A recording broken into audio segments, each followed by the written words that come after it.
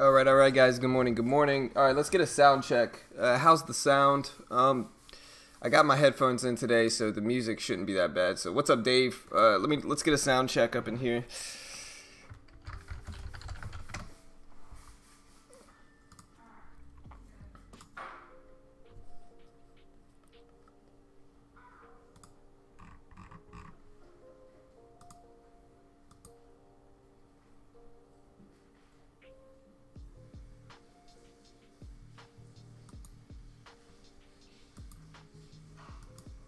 Let's get a sound check. I don't want the music blaring like it was yesterday. Let me check my phone real quick. Should be all right now, but let me check my phone.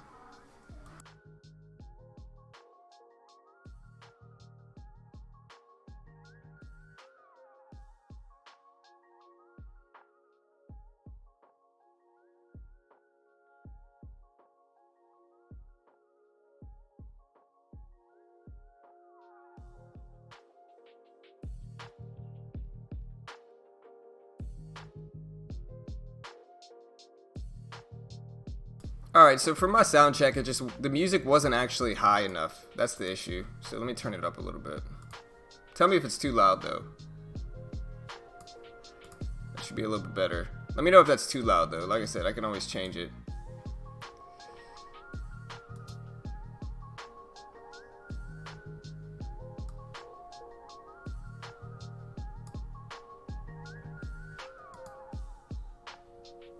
All right, I'm good, Jay. What's up, man? I got glitter all over me, man. Today is 100-year-old day or something like that for my son's school, and so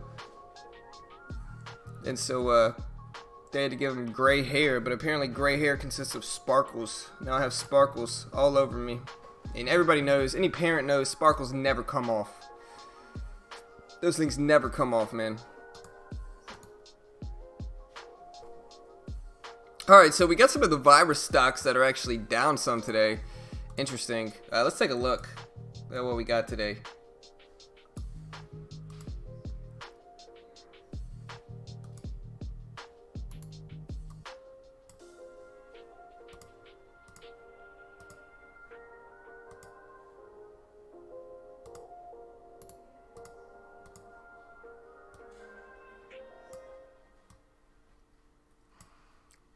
There we go.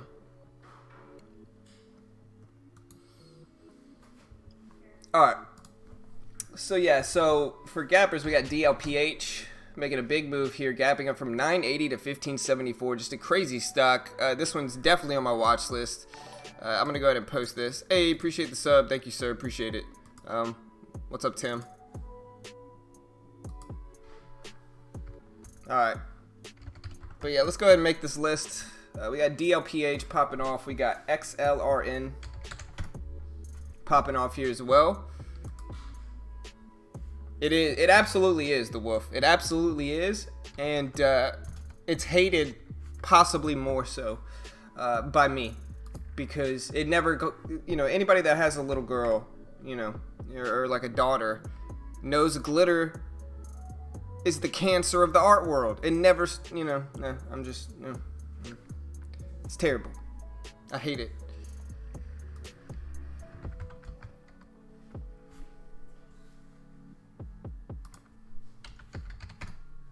We got CTSO. This one looks alright. TMSR.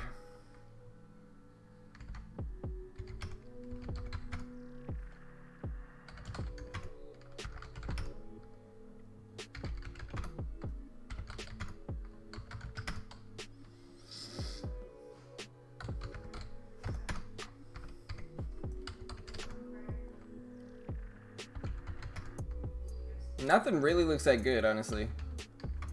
We got CGC, we got LK. Both of those are popping off. I'm going to include those in my watch list.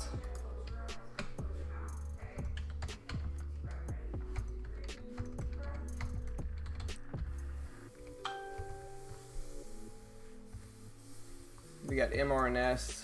What did mRNA and them doing? I'm gonna include mRNA on my list, even though some of these are virus stocks. I know mRNA was one.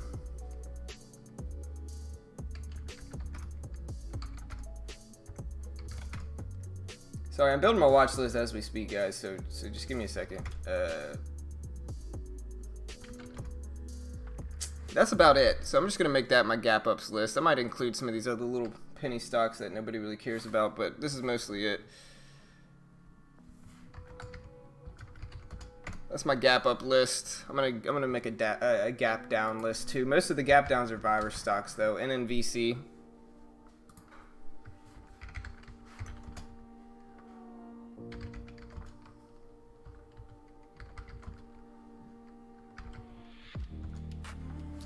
And we're just gonna include these on the gap downs. There we go. That's my list today, guys. What's up? What's up, New? What's up, Tim? What's up, Wolf? What's up, Jay? What's up, Dave? Good morning, guys. How y'all doing today? It is Tuesday. It is Tuesday, January 28th.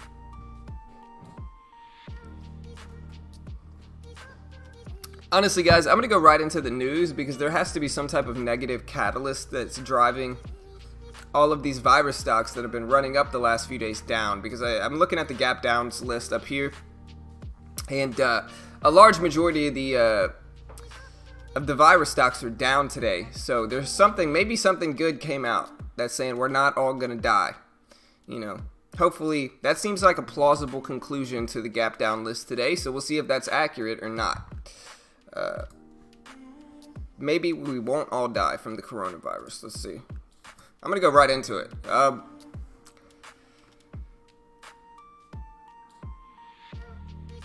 Okay, so number one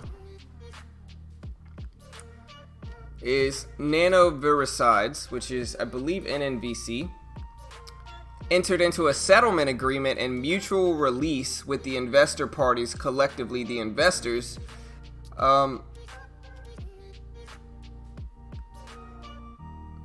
It's going to basically settle an action commenced by the investors. Public offering is what they're suing it for. The exercise price of the new warrant is subject to adjustment in the case of customary events such as stock dividends or other distributions on shares of common stock or other equity or equity equivalent securities payable in shares of common stock, stock splits, stock combinations, reclassifications, or similar events affecting our common stock, and also subject to limitations upon any distribution of assets, including cash, stock, or other property to our stockholders and upon issuances of common stock below the exercise price of the new warrants.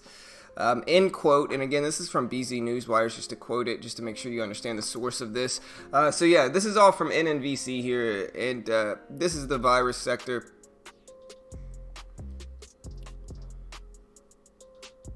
All right, so the company and each of its investors agreed to enter into an exchange agreement with the company to more fully implement the terms of a binding term sheet attached to the settlement agreement.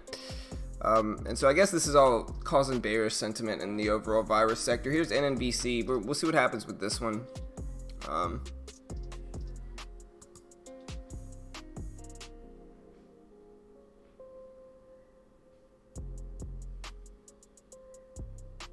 right, so yeah, late Friday, NNVC did complete an $8.625 million public offering of 2.875 million common shares.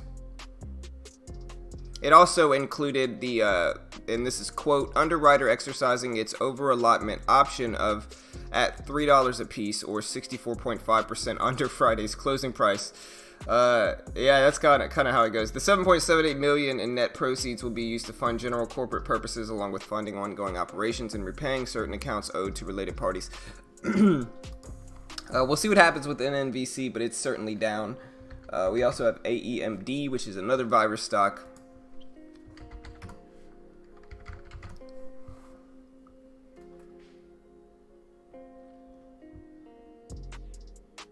I think these are just pulling back. You know, these kind of went crazy the last few days. And so I think some of these are just pulling back. This is another virus stock, I'm pretty sure. Medical stock, at least. CODX, same kind of chart. We're just going to assume it's the overall sector. And I'll try to go over that a little bit later. We also have NVAX, which is one I'm pleasantly surprised to see drop. I'm holding a $7 put option on this one. And so this one, my option doesn't expire for 3 weeks. And so I have a ton of time. And this daily chart looks weak.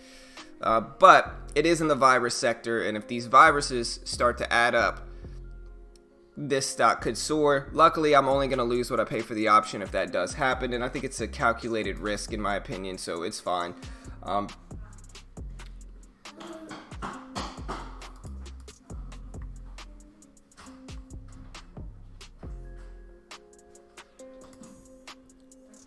Why does it do that? You see I'm looking at the stream.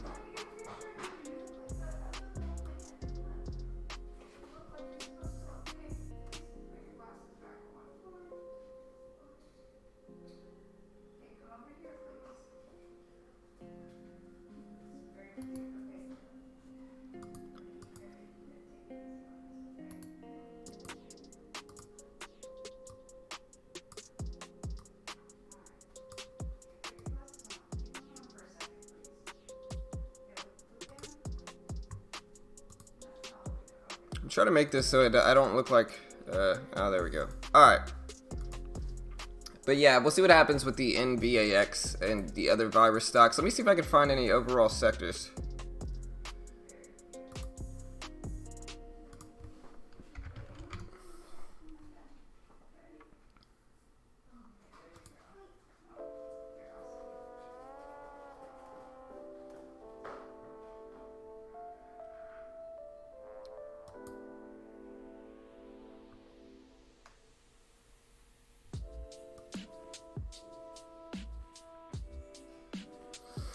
Alright, so NVAX, just to put this into perspective, is one of 3 stocks that have been moving up, and the reason they've been moving up is because they are related to the coronavirus vaccine that everybody wants, apparently. But and so everybody wants a coronavirus vaccine, and NVAX, mRNA, and what's the other one? INO are those vaccine stocks. We'll see if they get one out or not.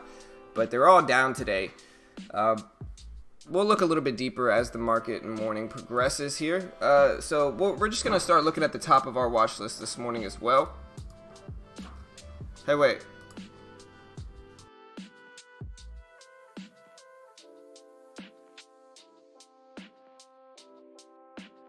Alright, sorry guys, my son dressed up as an old person today. And my son has gray hair, so I'm going to go give my son a hug and take a look at his costume for school today. So I'll be right back, guys. Give me like 30 seconds, but I'll be right back.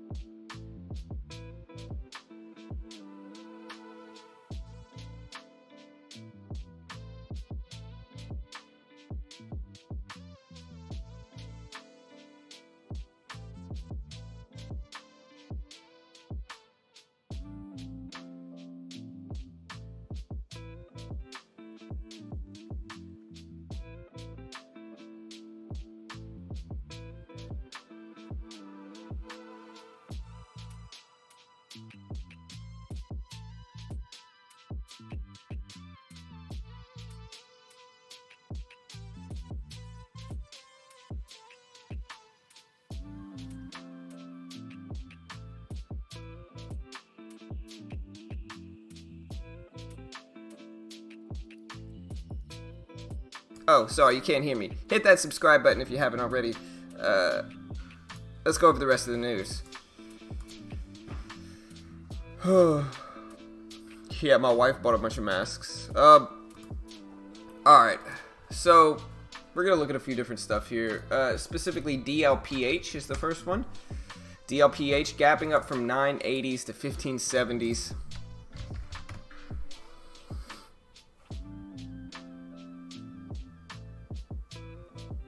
Alright, so this is a $3.3 billion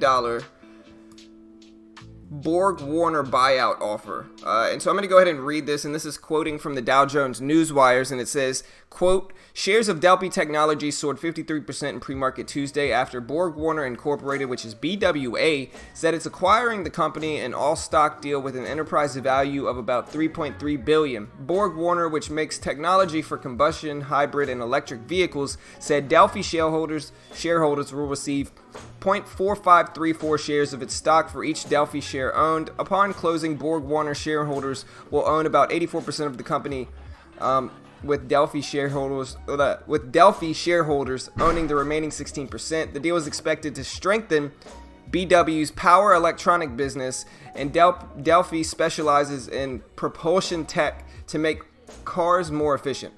End quote. And so yeah, this is a takeover from BWA. We'll see what happens with DLPH, gapping up from 980 to 1575. And the takeover stock is actually BWA. And you can see it's dropping a little bit, but that's what's going down with DLPH here. We'll see what happens with Delphi. And it's worth to watch today. We got XLRN gapping up some as well. This is another one we're going to look at. The price target of this one was raised to $135 a share from $73 by Piper Sandler. Is maintaining an overweight.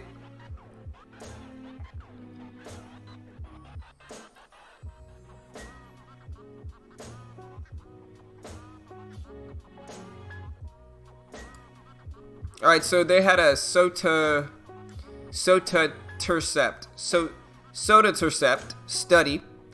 And I'll go ahead and read this. This is from Dow Jones Newswires as well, and it says XLRN surged more than 60% in pre-market trading Tuesday after the bio company said sotatercept met its primary endpoints in a phase 2 study in patients with pulmonary arterial hypertension. So yeah, basically it met its primary endpoints in a phase 2 study, positive phase 2 results, where it met its primary endpoints for XLRN, and so we'll see what happens with this one. It's worth a watch as well today. We got NH gapping up on pretty low, boring volume. We got GNPX that might be a little bit more interesting. I know people have been watching GNPX, and this one is, they sold 7.62 million shares at $1.05 each. So that's what's going down with this one. They also had they raised capital following that fast track designation is what selling those shares were all about. They had a at-the-market common stock offering. Like I said, they sold 7.62 million shares at $1.05 each for GNPX. We'll see what happens with that one, too. We got AIMT gapping up a little bit. SEX, CLSD, SEAL, BLDP. We got FCEL. We got BPOP. We got GGG, INMD. We got CGC. One we'll look at is cannabis. We got CGC. So it was upgraded, raised price target. That's about it. So CGC was upgraded and the price target was raised. We got Cron up doing the same type of thing. We got XRX gapping up a little bit here. HCA moving some. We got LK, which is Luckin Coffee.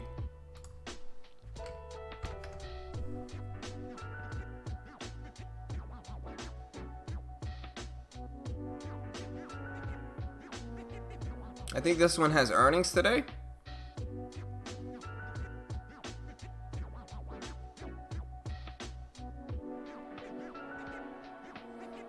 Or maybe Starbucks earnings were today. We'll see. But LK is worth a watch. If anybody knows why it's up today, let me know as well.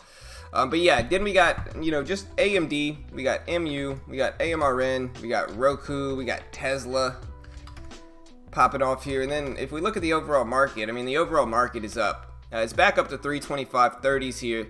And let me see if Mitch is here yet.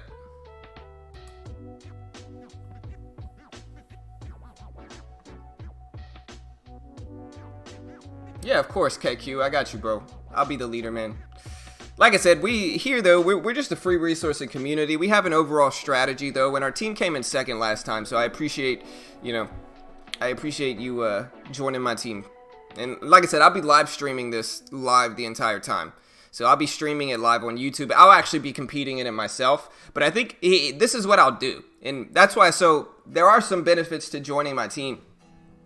I'm going to be competing in the competition myself, but if I win, I'm gonna give the package away. So like if I win a package in the competition, I'm just gonna give it away to one of our members since I already have a big boy package already. And I don't think I can have two at a time anyway. But yeah, if I win the World Series of Day Trading, I will give my package away. Maybe we'll do a giveaway at that point. Maybe I'll give it away to somebody I felt was the most active in my chat during the competition. What's up, Maestro? What's up, Emmanuel? What's up, Todd? What's up, bro?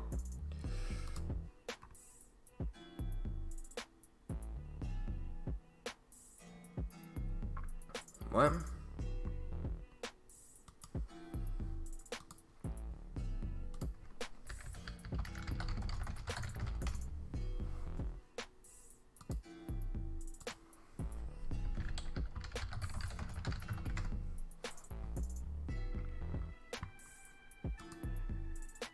Also, guys, we are at 16,991 subs. We literally need 9 more subscribers and we break 17,000 subscribers. I wanted to do it by the end of the month. It looks like we're certainly going to get there.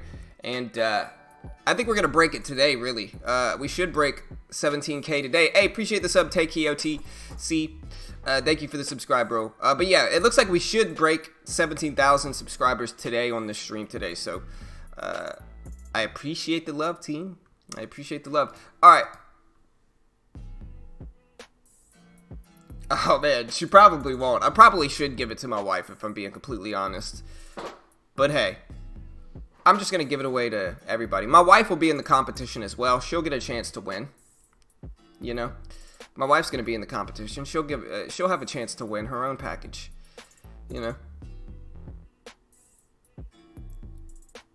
Yeah, Carol will have her own chance,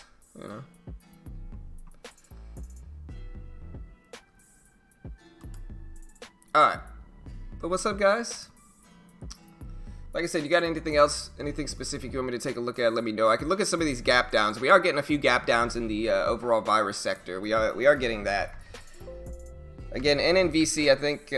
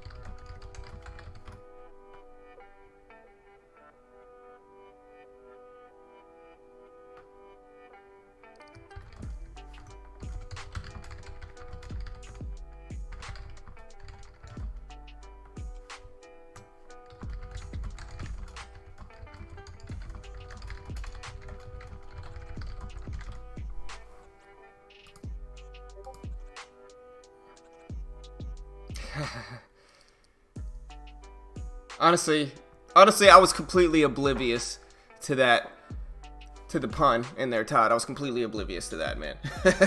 I'm just now realizing it. Y'all's mind is in the gutter, is all I'm saying.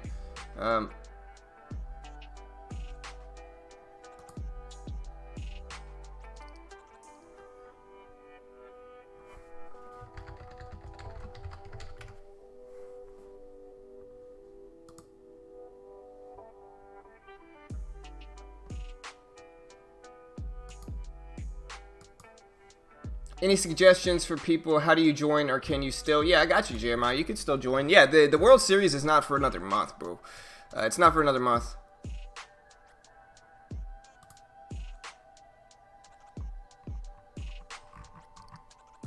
I see TradeNet changed my background on my picture here because before it kind of looked like a mug shot, in all honesty. But yeah, go to that link if you want to join my team. You can join my team.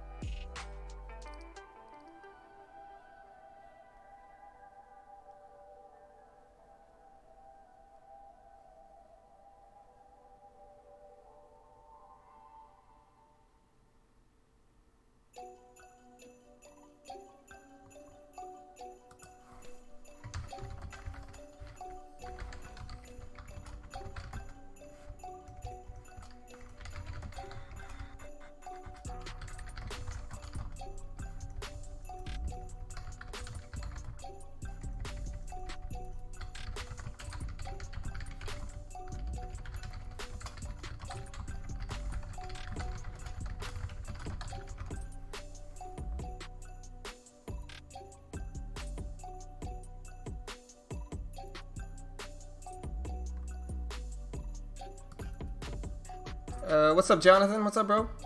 Hey, what's up, Junior? That's right, Joe. Tell him, bro. Tell him, bro. AMD. Yeah, AMD looks strong. AMD looks pretty strong.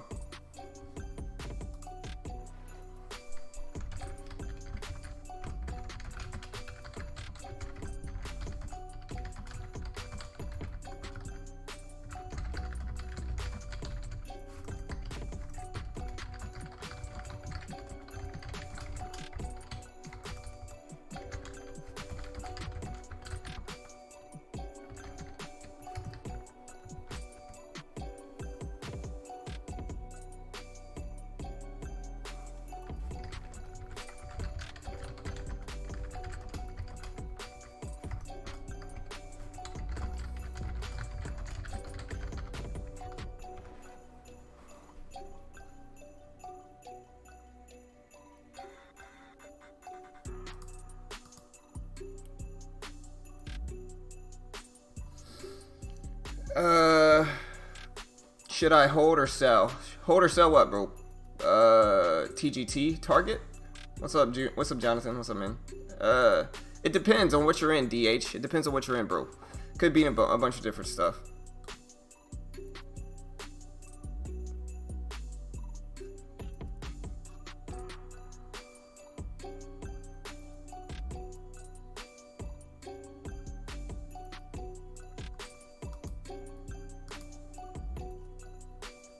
There's coronavirus stocks. But yeah, AMD ripping up here. I'll go ahead and look at that catalyst as well because that's a legit catalyst too. So yeah, so AMD put out some stuff. AMD actually hasn't put out their earnings yet. So earnings hit today for AMD. I don't think they're out quite yet. They do have some predictions, and the predictions for AMD are that analysts are predicting an EPS of 31 cents on revenue of 2.11 billion. And that's for AMD.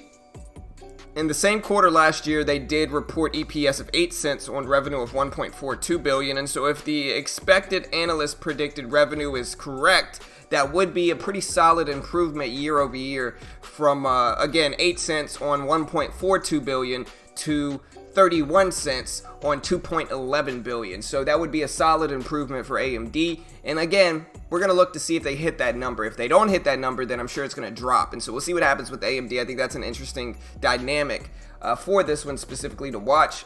Somebody else is talking about Target. Oh, you're in AMD? I don't know, bro. I think I'm not, listen. One thing I got to make very clear here, DH, is that we are not investment professionals. I am not going to tell you whether you should or shouldn't get in or out of any stock. I don't want to tell you that. I could tell you the wrong answer. I'm really not a fundamental investor. If you guys watch how I day trade, I usually just buy and sell within what, 30 minutes? I'm usually in and out in 30 minutes. I don't necessarily invest. And so whether you should hold it for a few more days, whether you should swing trade it, I'm not really that much of a swing trader. I don't want to tell you the wrong answer, brother. Like I said, I'm not an expert. I'm not a market professional. I am just, we just run a free resourcing community here. And so whether AMD is going to continue to go in your direction, I really have no idea. I don't want to tell you the wrong answer. You might want to ask somebody else in chat. They might know a little bit better than I do, honestly, bro. But yeah, good luck regardless. I hope it works out for you, bro. It's going on today in after hours. Okay. Yeah, so if you guys watched the stream, I didn't trade anything after the stream yesterday. But yesterday, I did not have one losing trade. I didn't have one losing trade after the stream, or during the stream yesterday. We grew my account. My account is roughly at $1,700 in profit. And so it feels good to actually be growing a little bit. Haven't lost. I don't think I've lost in the last 3 days, but I might be wrong. I might have lost last Thursday. But I know I didn't have any losing days on Friday, and I didn't have any losing days yesterday. And so ever since I adjusted my trading style, and I made a video about it this weekend, ever since I adjusted my trading, I don't think I've had a losing day. I might have had a few losing trades on Thursday, but since Thursday, I've made money every single day. I haven't had one losing trade. And so I think my new style is working out well. And again, that style is basically holding off from trading that first hour and a half. Mitch is usually pretty active that first hour. That's usually when he starts to trade. I have been taking a break that first hour and then really just starting to push a little bit later in the morning. And again, it's been working out really, really well. Made almost $100 yesterday with no losing trades. Made a solid gain Friday as well with no losing trades. And so we're just going to keep pushing and keep, rinsing and repeating what's been working in this market.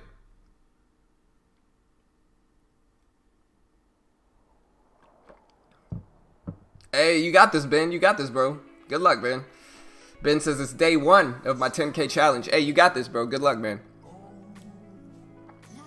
Hey, no stress, DH. Hey, I listen, I'll say this. Taking profits is never a bad thing.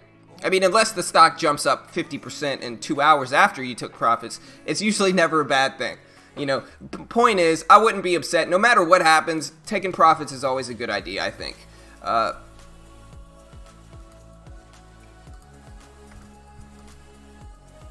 So how's the music level, guys? Let me know. But yeah, we do have the virus stocks that are dropping pretty big here, specifically NNVC. We got AHPI, we got CBLI, we got AEMD. All of these are tanking here this morning. CODX, HOG. We got BWA, which is the partnering stock with, what was the other one? DLPH. So BWA. I don't know if anybody listens to Kevin Gates, but every time I hear him say BWA, I think Breadwinners Association. It's just a common saying Kevin Gates would say. Being from Louisiana, that's what I think of when I hear BWA. But we got AIMT, we got MKC, we got HOG. But yeah, I mean, we'll see what happens. As you guys remember, I am holding a $7 put option with NVAX here. So I am holding a put option. This gap down is music to my ears, and we'll see if that works out.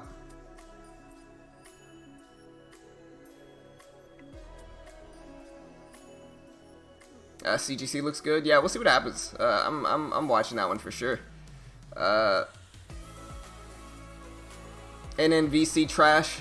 Stock will eventually trade back to lows. Yeah, and that's what I'm hoping for NVAX as well, in all honesty. Hey, listen, if it doesn't, that's fine.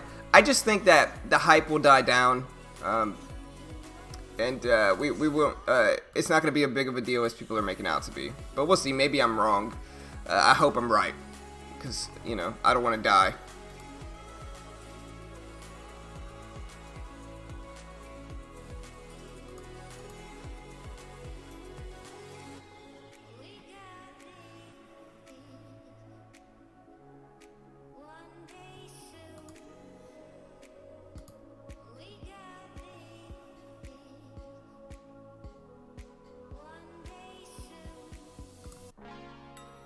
I've had this song stuck in my head too. Do you have any advice on not getting into trades that collapse at the VWAP? I'm normally putting out limit orders near or at the VWAP for a bounce play. Sometimes the level rapidly sells, though. So it's the fake out fade strategy that I've been implementing. If we remember the strategies I got into yesterday, let me try to find it. What did I trade yesterday into the stream? I want to say it was Kron and CGC. Yeah. And so basically, look for this confirmation, man. There's a few different things you can look for. Number one is you look for pre-market support, right? And so you look for some support in pre-market. Just to show you where I've been entering these VWAP plays, Junior. This is where I've been entering. For Kron, or for CGC, I got in right here, right? And so what I did was, initially we got this big downward move. I waited for it to push all the way back above the VWAP and then pull back to that level, and I got in right there. And then I wrote it up for this beautiful breakout. And so I've been waiting for a bullish signal, which is that it crossed back above the VWAP and then it held this level of support. That's where I'm jumping in, right? We also have a lot of confirmation in that level. If we kind of document it right here, we do have a lot of confirmation in that level as well, and so it's been pretty profitable for me. And then if we look at the other trades I've gotten into the last few days, specifically I did the same thing with Kron, but it was a little bit more conventional of a bounce, and I think I scaled in a little bit early here. But I did get into AMD the other day.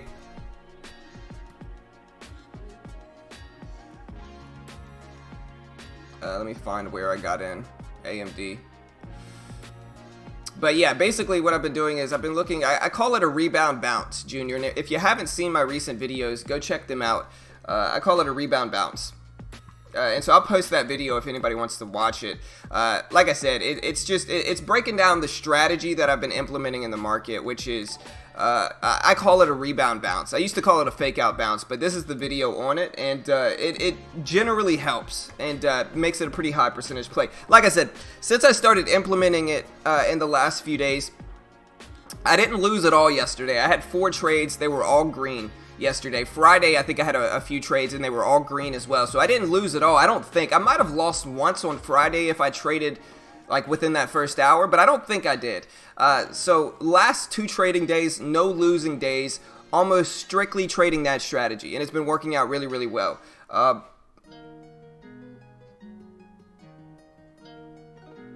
Yeah, and that's exactly kind of what I did with it, Todd. That's it. Todd, what Todd says is right. Like, sometimes you need more confirmation, whether that means looking for support in pre-market that converges right around the VWAP, or looking for a big push back above the VWAP with a bullish signal, and then jumping in once it pulls back and finds that level of support. You know, finding some type of confirmation is always a good thing, I think, in trading.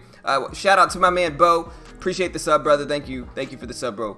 Like I said, guys, hit that subscribe button, click the bell if you haven't already. We day trade live on stream right here on YouTube. Show your support for what we do here, guys. Hit that subscribe button. It's over there. Hit that subscribe button, click the bell, turn on notifications. We appreciate the support we get. How about my LSU Tigers signing my man Bo Pelini as our DC? How about Bo Pelini getting signed for the LSU Tigers? I know most people here aren't going to know what I'm talking about, but my man Bo Pelini getting signed. We lost Dave Aranda, and now we got Bo, and I think Bo's going to be better. So it should be a fun season.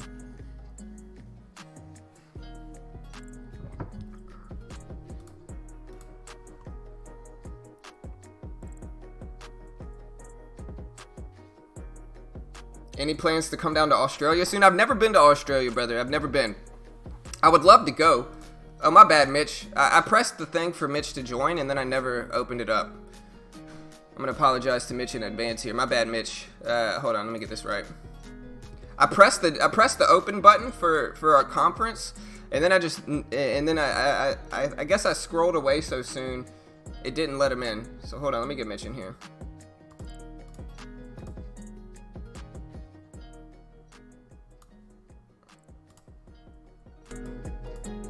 Yo. Yo. You there, Mitch? What's up, bro? My bad. I had my mic up.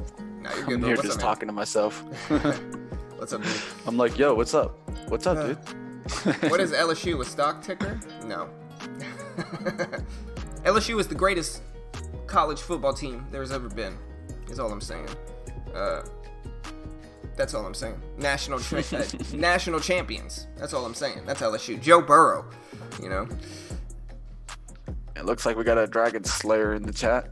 Tesla, man. Somebody's talking about Tesla dropping. I haven't looked at it yet. If you want to do me the honors of looking at Tesla, go ahead. Who's trying to take down the dragon? Somebody. A few people have been talking about it in chat. Joe Monroe. $1 billion, Jay. Yeah. Just stick around. Oh. It's coming through, Jay. Just stick around, man. All right, guys. So Tesla, you know, one of the things with Tesla is, guys, pay attention. Volume is everything. Every single time we got to ramp up. We got near 30 million in shares. So one of the key things is that what you need to see is that high share volume slow down and then ramp back up on the green day. At least we've been seeing the volume pull back these last 2 days. Only seen 15 million, 13 million shares traded. These were the red days. You look back at the last kind of cycle that it went through. It went up to 550, pulled back for 2 days, found support, broke out, squeezed out.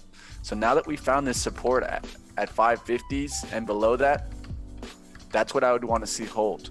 If 550s hold here, I think we can get back up there to 600.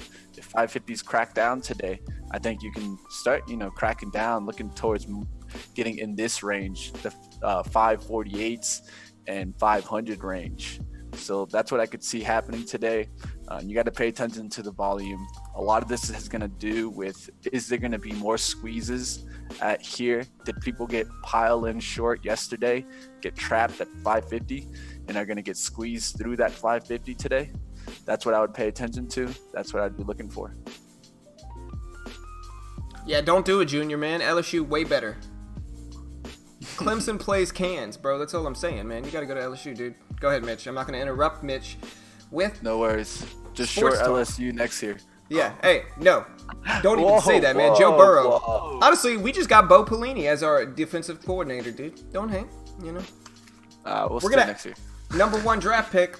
That's all I'm saying. We're going to have the number 1 draft pick in the country, Enjoy the summer. That's all I'm saying, dude. Hey, listen. National champions. You can't say nothing. That's all I'm saying. Yeah. We'll see if it lasts. It will. Let's see if you guys create a dynasty. We've had 3 national championships in the last 20 years, bro. We're doing things over there in Baton Rouge. Yeah, I mean, it's not a dynasty, but almost there. Get out of here. Not Alabama, Get out of here with Bama. Not Clemson, Yeah. I mean, Bama, here's a fun fact. My dad is actually from Birmingham. My grandfather went to Bama, right? And so in my grandfather's house, we had a Bama room, and then my uncle went to Auburn. And so we had an Auburn room, a Bama room, and then an LSU room. And so Thanksgivings were, they were interesting. And so yeah, that was my childhood growing up. Everybody yelling at each other. All right, guys, we got a lot of news, so let me start rolling through. There's so much, so I'm gonna try to get through everything, guys. John, interrupt me if it gets close to the bell. But there's just a lot today. There's so much that you just gotta kind of find what you like. Right. There's so much earnings, so many plays out there today that it's almost undescribable about the amount. So I'm gonna start rolling through here. First thing first. You got down rating and BYND. That's the only kind of rating I'm going to bring up. Kind of hesitated yesterday in taking an option put on BYND. I was sitting on the couch just like, man, I wanted to take this put, and maybe should have taken it. I'm looking at BYND today. I'm seeing it come down a little bit. I don't know what happens to the earnings on this stock. So I've been trying to figure out what's going on, when they're going to actually release. They can change their earnings date, and I think that's what happened here. They did a fluff news to keep the stock at the top. They didn't want to release the negative earnings and want to keep it near the top here. Yesterday, when I wanted to take the put, was around the 130 levels, 128 levels, and I see this stock coming back underneath 100. But hey, we'll see what happens. You know, let's see what happens today. See if it gets above this 126. That's what they're trying to get it above. We'll see if it can get over that level. All right, guys. So earnings wise, let's get into some earnings. All right. So with earnings, we're gonna look at 3M's. 3M report. That's MMM. MMM reporting down fourth quarter earnings of $1.95 per share, which missed the analyst consensus of $2.10 by 7%. This is also a 15% decrease over earnings from the same period last year. So you can definitely see this one starting to drop, head towards the 165 area. We're going to see if it gets enough volume to really get crushed at the open, but 3M company getting hit. Some people were thinking that this was going to go up because they make masks for the kind of the virus, but that's such a small amount of their company. They didn't really go up on it. All right, next one, Lockheed Martin, LMT. Okay, Lockheed Martin reports a quarter four earnings beat. They reported fourth quarter earnings of $5.29 per share. This was an analyst consensus of $5.02 per share. So this is actually a 20% increase earnings year over year, which was $4.39 per share. So that's actually a pretty significant increase in their earnings. It's showing that LMT is really starting to not only get the right contracts with the government, but also be profitable in their earnings. And you can see this by the daily chart.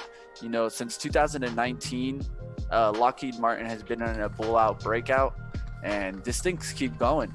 I don't know who has LMT in their long-term investment kind of portfolios, but this is the kind of stock that you would want in your portfolio. A stock that's showing consistent gains, a stock that's showing consistent gains also in their earnings year over year. And then you're seeing them always kind of be in the news. Why? Because at the end of the day, we're going to need Lockheed Martin to continue creating technology advancements in our defense and aerospace sector. All right, guys, to keep going here into the next one here, we're going to go into UAL here. UAL is United Airlines. United Airlines reporting a fourth quarter beat. What's really holding back United Airlines, guys, is the coronavirus. Why? Because this is going to hold back travel, guys. I think if there's anything that's going to get hit, it's going to be travel. You know, a lot of people just aren't going to want to take flights. You're going to start seeing a lot of cancellations. You could even see possibly airlines start to offer refunds because of the virus. Why? Because they don't want to lose their customers. They don't really want to upset their customers. But at the end of the day, this is a danger to be kind of traveling right now. I personally wouldn't go to huge public places right now. That's just my preference. You know, some people are not reacting as crazy, but I just think, you know, it would probably be best not to be around thousands and thousands of people right now. This is my personal opinion. So with that, I could already understand how maybe getting in a plane wouldn't be the best decision right now. If you have to travel, you have to travel. You know, work is work and people got to get around. Yeah. But at the end of the day, if you're just traveling for leisure, I think those are the people that are going to start taking their step back and being like, I'm not so sure I want to leisurely travel when there's this kind of virus that could be around. I have a really good example of this really quick. Sorry for interrupting you really quick, but go for it. So we're supposed to be going to Disney World next month, right? We're actually supposed to be going to Disney World, and we're supposed to take a plane there, obviously, with my kids, and you know, late February. You know, we're supposed to take a plane there. My wife is already talking about how maybe we should drive that 15-hour trip instead of flying. You know, she even though it's a 14-hour drive from where we live to Disney World in Orlando, Florida, she's still talking about she doesn't want to take a plane because of all the stuff going on. And she already bought a bunch of masks. And so, hey, look, I can confirm that mask sales are probably going up, and people are skeptical of flying as well. So what Mitch is saying is true, because it's like that in my case as well. Yeah. I just think it's kind of obvious, and unless we kind of get a change in the narrative where we can either get kind of somebody saying that we're going to get the cure, or that they're saying that it's just not as active as everyone thinking, because at the end of the day, that's really the scare. It's not necessarily that it's there, that it's out there. We all know that there's going to be new viruses and new diseases, and that's just normal. Like, you can't stop that. Right. But the thing that scares people is really kind of the rate of mortality. That's what I would pay attention to. If you start seeing that spike, then we got to really start being careful. Then that's when I see the market will make that big time correction. Because for right now, the market's kind of brushing it off, at least from what we see in the SPY.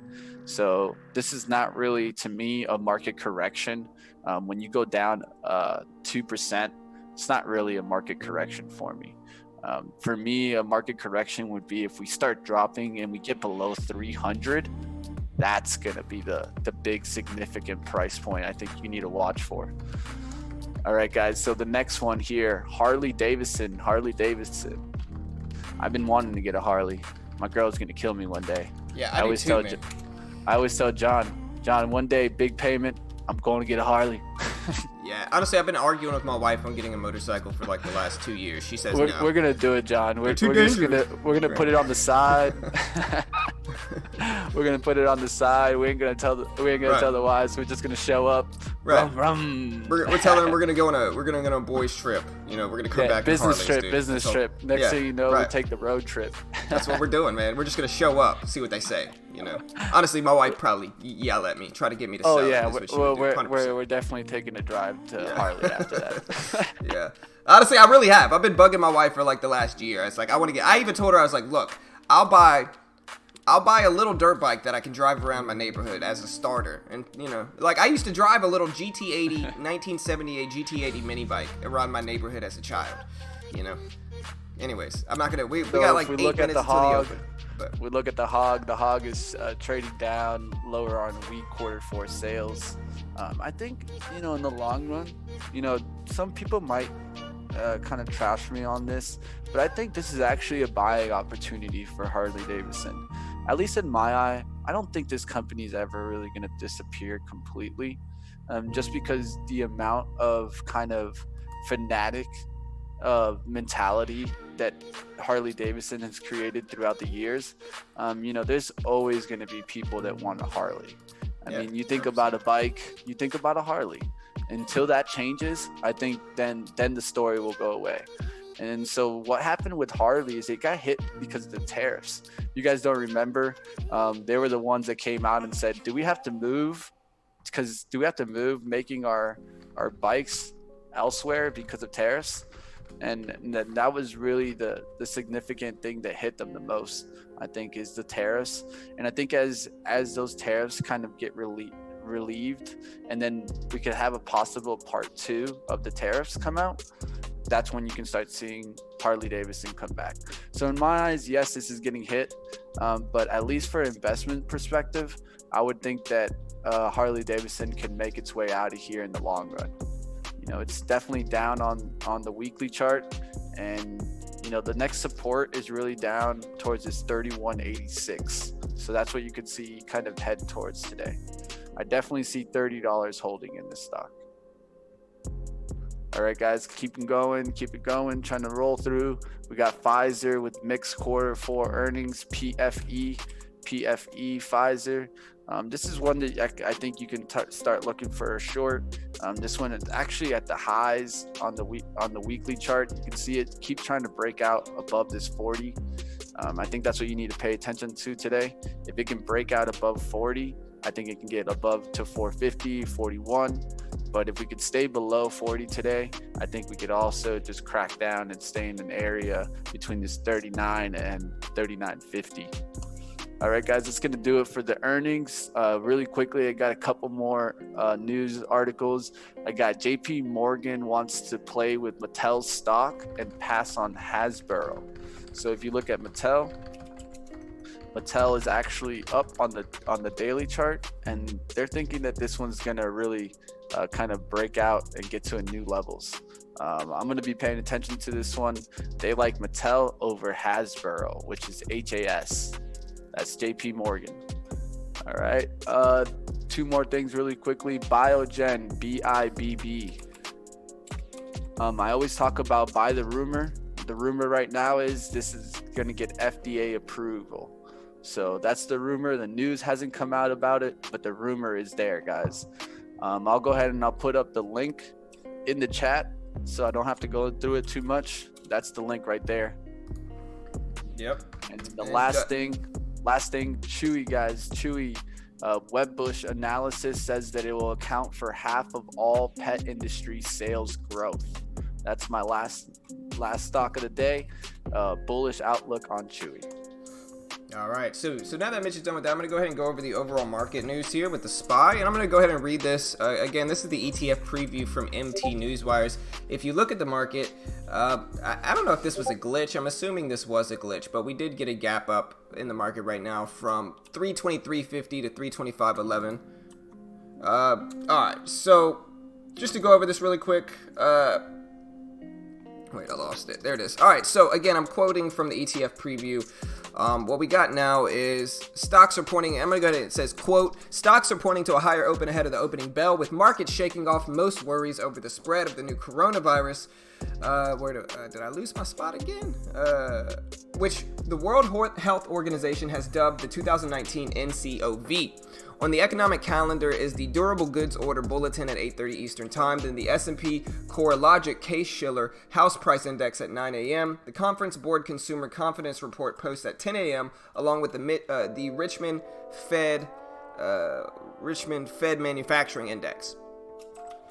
To go into some of the commodities here, we have crude that's up 0.6%. The U.S. oil fund is up 1.1%. Natural gas is down 0.6%. And the U.S. natural gas fund is down 0.3%. Gold is down 0.4%. And the Spider Gold Trust is down 0.6%, with silver being down 0.9%. And the iShares Silver Trust down 1% exactly. So with the coronavirus scares, guys, here's the thing, right? The death toll is rising, but there have been over 4,500 confirmed cases of the coronavirus and roughly 100 deaths. That's not a high margin. Again, most of the time it is from people with compromised immune systems. And so even though everybody's really scared of this virus, it is actually not that dangerous, specifically talking about the mortality rate of this virus.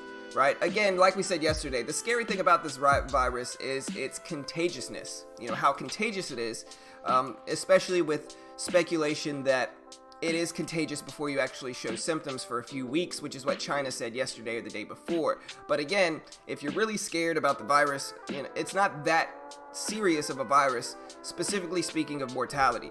And so we'll see what happens with it. A lot of the virus stocks are down, and again, it's kind of music to my ears with NVAX. I'm holding a put option that doesn't expire for a few weeks, and so we'll see what happens, but gonna be watching some of these, and it should be a fun market day today as well. We got about 2 minutes into the open, so let's do this, team. Drink vodka to take away the virus. Is that true? Vodka. Is that true? No, I'm just saying it because, I mean, you don't hear the Russians getting sick. Yeah, honestly, the Russians are chilling over there, man. That's what I'm saying. You know? They're pretty close by, too. They're just like, yo, we'll just drink some vodka and wash it all down. Right. I distill my vodka. Yeah. All virus removed. Honestly, the Russians are some gangsters. I mean, I know they're kind of like the enemy of the U.S., or they're not the enemy, they're more so the nemesis of the U.S., right? We get along with Russia for the most part.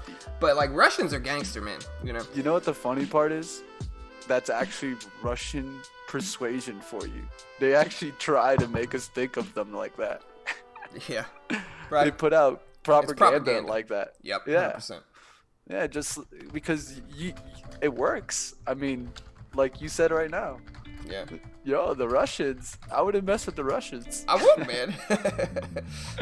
You know, Russians are some watching gangsters, this on bro. YouTube right now. Part of the problem, though, is that MMA kind of confirms that, though, right? If you watch UFC or MMA, you got Khabib, monster, just a beast. You know, you got all these other Russians who are just monsters. You know, Just wrestling with bears, you know? Right, exactly, man. Just wrestling with bears, no worries. You know, just chilling. You know. Yeah, it's like, why'd you buy a bear? I just wanted to up my wrestling game. Right. You know, just practicing a little bit. You know. All right, guys, we got 10 seconds. Let's do this. CGC spike it up a little bit before the bell too. Here, check that out. But yeah, we also had LK Mitch. Yo, you know, on some other news, the bell's here. I'm gonna leave it alone. I'll talk about it later. Yeah, look at CGC spiking up a little bit there. Nice 200,000 volume, just waiting there on the plus side. Yep. That's what happened there. So a lot of times, guys, there's a lot of orders that are piled in at the open, and that's what they call them. They're piled in. Why? Because they're already out there. They're just sitting. So as soon as the market opens, the market grabs those orders. Right. And that's what you see, that pile of volume. That pile of volume we really like to see. Like you said, guys, I'm at roughly $1,700 in profit. So my P&L has gone up, it took a little while. I was in a little bit of a slump, man. I had to change the way I traded. Sometimes you got to do that.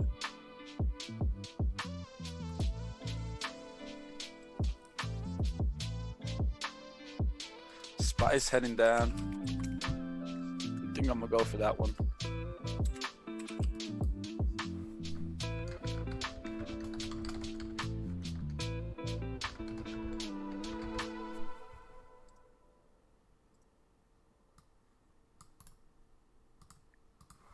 Yeah, I look at CGC just take a big wash here, man. So maybe look at that for a short. All right, trying to get 90s here. What's the revap at? 93. Risk would be 18.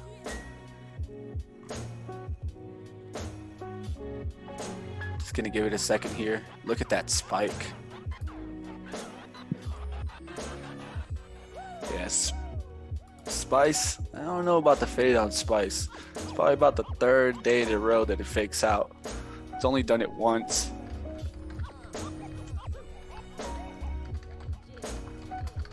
Yeah, where are you getting those numbers, Joe? Because the numbers I see are not anywhere close to that. Yeah, I would look at the CDC. I wouldn't trust anything unless it's like a really, really big news. Right. Yeah, all right, right here. I can just tell you right off the back. I'm playing CGC on a bounce. Okay. Yeah, it completely rebounded, man. Look at that. I like the pre-market high right there at 22.62. That one looks good. Exactly. We both know that's good signal to it be around VWAP. Right, this level right here, team, at 22.60. That level is a really solid support level. But yeah, the numbers I'm getting are like $4,500 confirmed cases, 106 deaths, which is not a super high mortality rate. I'm going to throw Mitch up here just in case he jumps in something, because I'm not going to trade this first hour or so. And so I'm going to throw Mitch up. So right now, getting ready to put out an order for 22.55s. If we can get a quick dip, I'll definitely grab 22.55s, risk off of 22.40s. I'm going to just put the order out there as we're pushing towards 22.95s, looking like we're going to break 23. I'm going to put it out at 60 here, just in case we get a quick pullback. VWAP is 58. Order out there at 60s. This is something that I try to do whenever I can, guys. Let you know the order that I have sitting there in the limit. You know, a lot of traders don't do this. A lot of traders are going to just show you and tell you when they get in and won't even tell you the price that they're exactly in on. And that's why I try to tell you guys exactly what my mindset is. So it's not for you guys to copy the trade, but to understand how we set up the trade. Ooh, look at that bounce, man. EMPH also VWAP bounce. So there's three that I like right now for VWAP bounce plays: EMPH, AMRN, CGC. Look at BYND those too. Those three. BYND, the VWAP and that pre-market high is roughly at the same spot. You also got Momo looking like a possible short. Now it's time to determine which ones I'm going to take.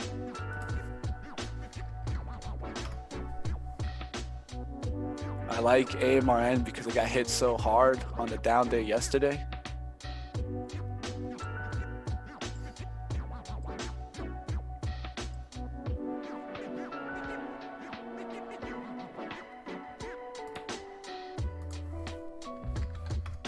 Canceling order in CGC right now, guys. It's slowing down way too much here at the top. So what could happen is that it can try to find the 50 EMA a lot of the times.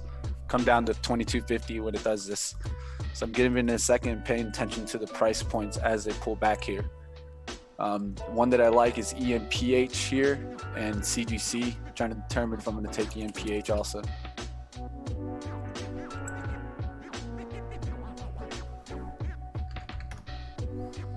Looking for another pullback in CGC. It still hasn't hit the VWAP for me. SPY just broke lows here. It's down to 324.90s, 324.85s.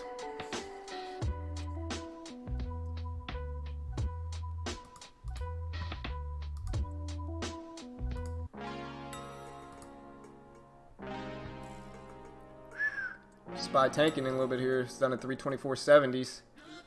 Breaking lows.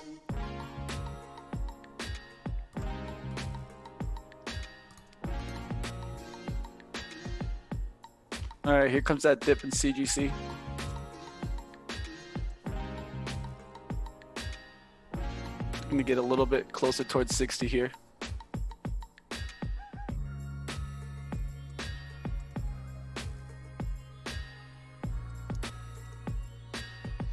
I'm looking for another dip to get in here, CGC.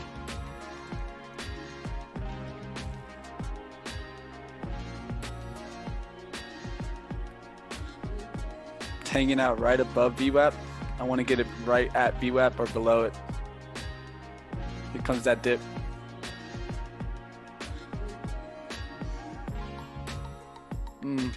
It was so quick, guys. It got scooped up there. I was trying to get 58s, but the spread was moving so quickly there that it bounced to 64s. I want to get in here, but the spread is kind of starting to mess that entry up.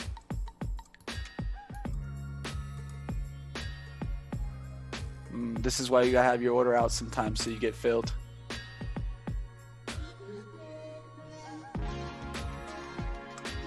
All right, gonna try to get filled here on this pullback here. See if I can get a fill. No fill yet.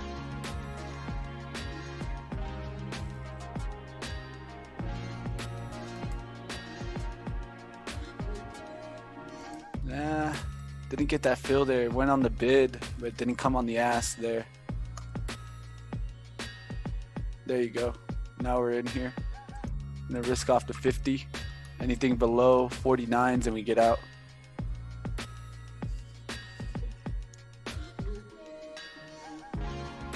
Kept trying to get the right price point here. So let's see if we can get a bounce back here.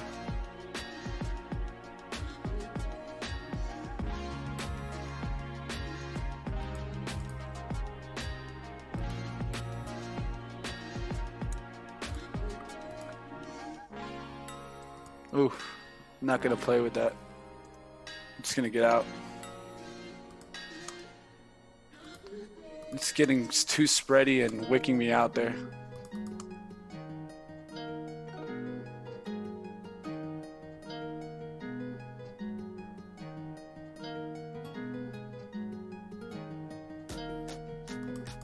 AMD giving a lot of the gains back. I believe earnings come out for AMD this afternoon in after hours, but AMD's getting hit. It's down to 49.50.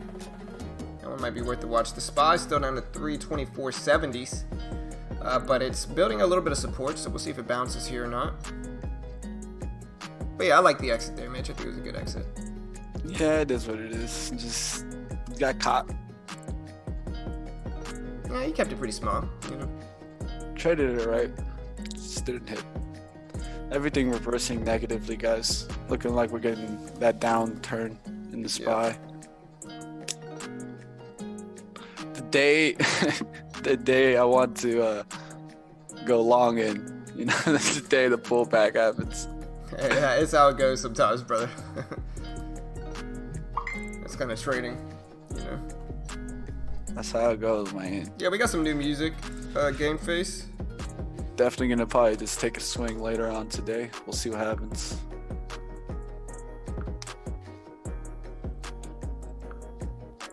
CGC finding a bottom now. Like I said, guys, hit that subscribe button, though. We day trade live on stream every weekday morning for free right here on YouTube. Hit that like button. We got like 50-something likes. Show your support. Hit the subscribe button. Click the like button. Show your support for what we do here. We definitely appreciate it. And yeah, if you click the bell, you'll get a notification every time we go live. And we day trade live at the open every single weekday morning for free right here. So don't forget to subscribe. We do this live for free. We are not experts. We're just a free resource for new traders.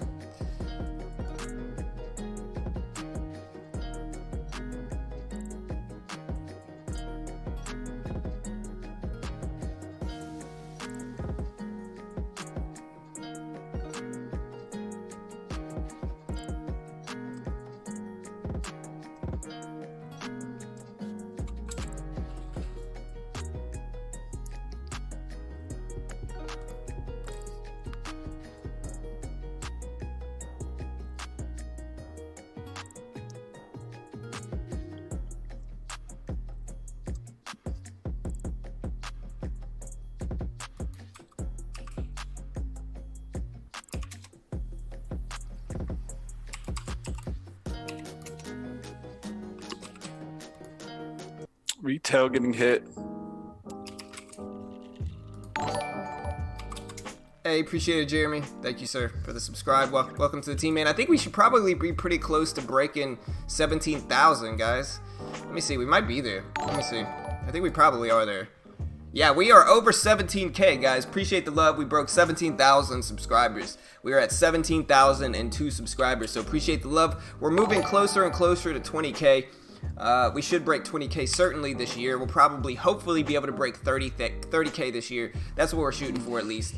And so, yeah, wish us luck, guys. We got this. We should be able to hit that. Hey, appreciate the subs, guys. Appreciate the sub. Yeah. Video. T.O. Just got faked out in that CGC. Now it's back up there. Yeah, it dropped pretty low though. I think I like the risk still. It dropped low enough to where there's nothing you can really do. I think it's sideways now, so you know I think the exit you did was good. Yeah, it is what it is. Got to take it.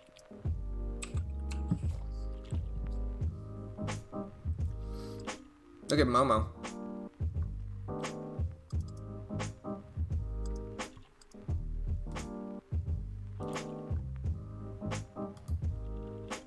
I appreciate it. Cool. Thank you, sir. Appreciate it, man. All right, you got space for a rewrap reject there. I was looking maybe to short 1790s, but I haven't been trying to do the rewrap reject trade. So it's kind of hard to take it because it's not necessarily what I should be trading at the open. But that's the rewrap reject.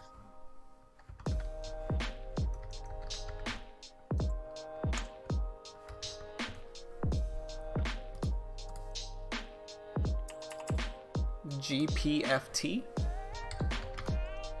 I'm not showing anything. I mean, that's like a penny stock. Just not really what I trade.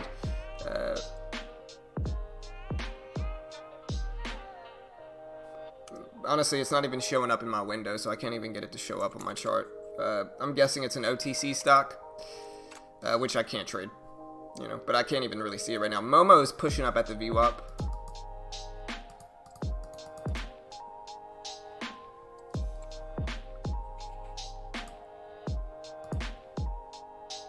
I appreciate it, Vince. Thank you, sir.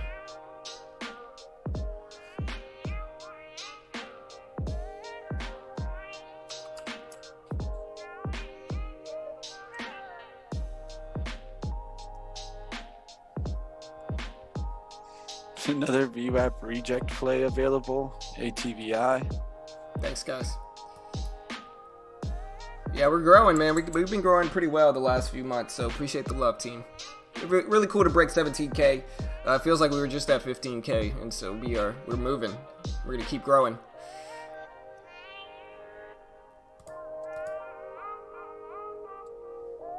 Yeah, that's possible, Fling. It's just not my style, brother. So I don't want to tell you the wrong answer. My fear with, one thing, like, I'm not afraid to say I don't know, and sometimes it's preferable to say I don't know because I don't want to be just another guru that acts like he knows everything. I don't know everything, and obviously, and there's certain stuff that's just outside of my niche to where I don't want to tell you the wrong answer, and I very easily could be wrong about a lot of these. So I think it's better to just not say anything with those cases specifically. AMD though, you see a really nice opening range low, right around $50. It's at 49. The VWAP's at 49.88, and it's at 49.70 now. It is slightly moving back. I usually love these because they're somewhat gap fills, but it needs to pull back a little bit more. But AMD is one that I'm considering.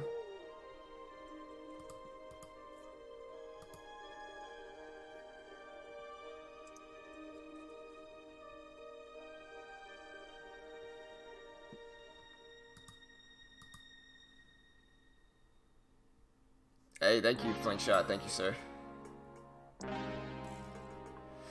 So I made them, Nicholas. I made most of them. Some of them are pre-made. Some of them I made. But if you want any of the trade idea scanners I have, like you obviously have to have a trade idea subscription for it. But if you want my presets, I can send them to you. I'm not gonna charge anything. Just message me on Discord, bro. I got you. I'll send them to you. Yeah, no worries, Fling. Yeah, I think it's just best to. There's AMD dropping. Didn't really get there though. All right, gonna take a short here. 59 here for ATVI. Short right here, guys. 59.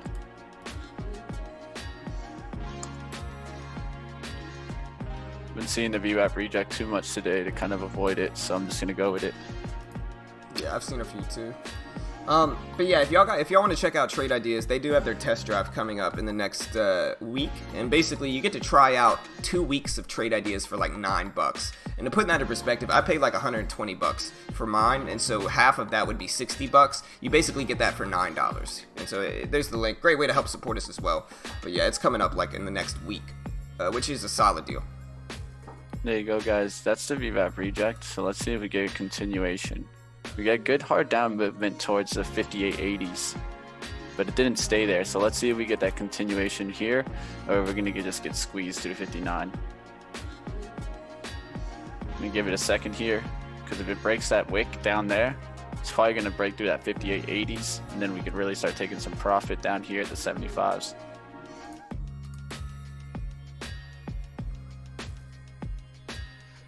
Looking to get that 2-to-1 return here. Cron back at VWAP, CGC pushing up to the highs.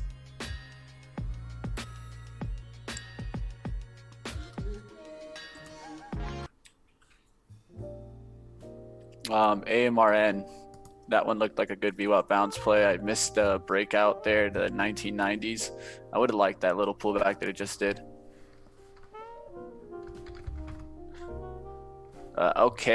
Okay, be careful with that one. You know how that one gets when it gets right back above VWAP. So it is right now at VWAP, but if you are trading that one, just be careful with it. I don't think it's a bad trade there, but it's definitely dangerous if it gets above 75s and to the 39s.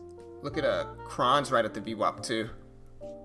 Yeah, that's the one I mentioned right before that one. Oh, yeah, that one looks good. No worries. Yeah, it just looks good also because I wouldn't short that one though, because just be careful with CGC breaking out. I don't know if CGC has a major catalyst, but it looks like it's trying to do the same move. If you look at the chart, it's a red to green move. It did that kind of that spike, went underneath VWAP, then back above. Yeah, I think the only thing I can remember with cannabis this morning was price target was raised for one of them. I think it was CGC. But I think it was the price target was raised. Cool says, how could anyone not like this music? Yeah, man. I'm a good DJ, bro. I've got a good ear for it. DJ. But with that said, I'm going to make everybody mad real quick and play some jazz just to make everybody yell at me, All right, guys. Bullish sense. I'm liking CRWD. This one does a lot of VWAP bounce plays. Big range stock.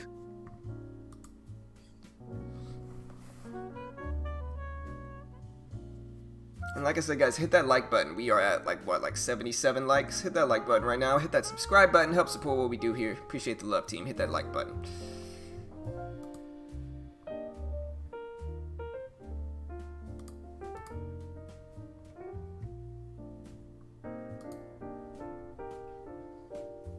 Trying to hang in here, guys, for the fake out fade. Let's see what happens. Might get squeezed out right now.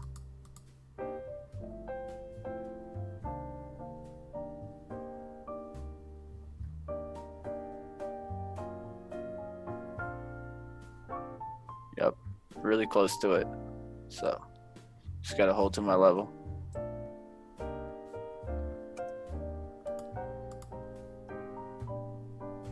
Yeah, that's what it was. Daily. What's up, Levi? What's up, bro? Let me see. Ooh, I got CGC with a good ramp there. Yep. Kron also. Could look for a red to green VBOT bounce on there. CRWD taking off. Look at the SPY. SPY MU like, at VWAP. SPY looks like a fade. MU's at VWAP. That looks like a fade. Yeah.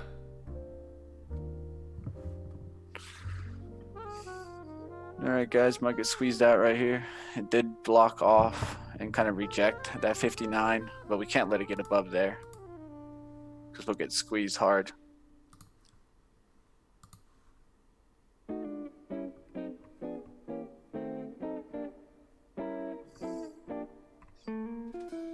There you go. But squeezed out. It's not going well for me lately, guys. Putting big pressure on this account. I'm gonna have to start taking swings. If not, I might blow through it.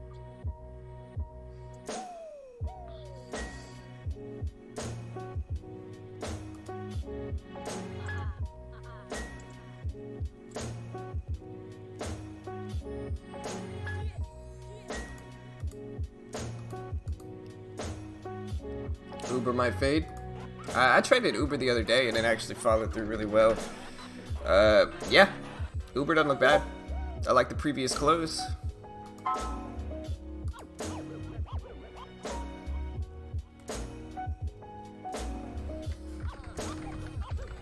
Worst case scenario there, getting squeezed in ATVI. Pretty big there. Okay, out there.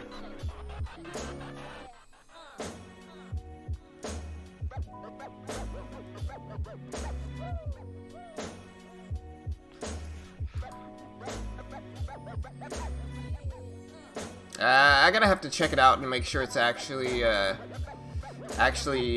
royalty-free music, Junior. So until that, I can't do that, unfortunately. Until I really check into that, I can't risk playing it until I actually know it's royalty-free, brother. So not today, at least. Con breakout there. CGC broke out really big out there. Should have maybe tried to take the second VWAP bounce, but that never took it.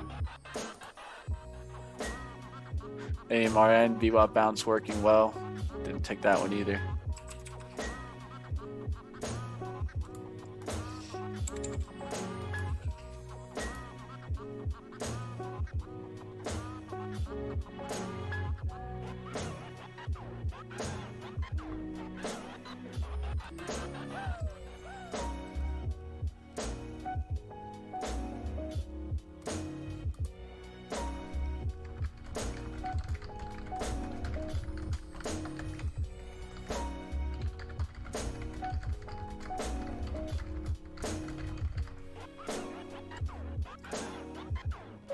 CLVS up there. Let's see if that starts taking off. Alright, so my ACOR... Wanted to baby along this bottom, but sorry about that. Oh, no, you're good. ACOR is kind of moving in my direction. My NVAX trade is too, which is great. You know, I got a $7 put option. I still have like 3 weeks until this one expires. And hopefully we get a big drop down to like 6 today. I can bank some big profit on that NVAX option. All right, looking for a spike here to 55.77s for MU. doesn't get above 77s, I'll probably short here. 77s. Let's see if it breaks out or it rejects. There's 78 and 79 on the ask.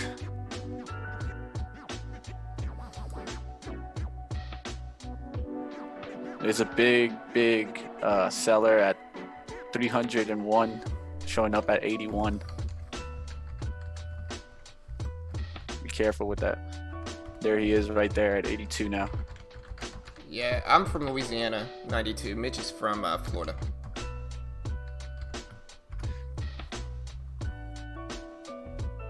That 82 so important, guys. This 300 seller there. You see him get pushed through?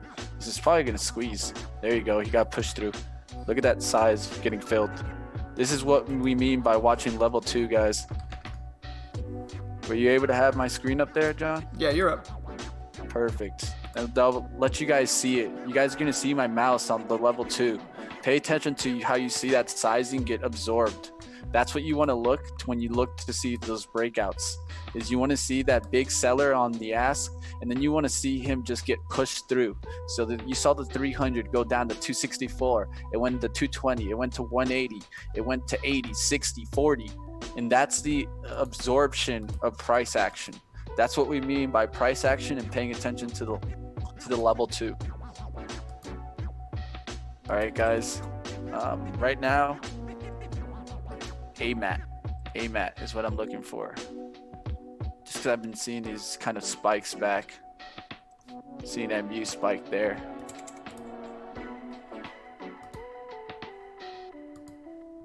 AMAT, very interesting.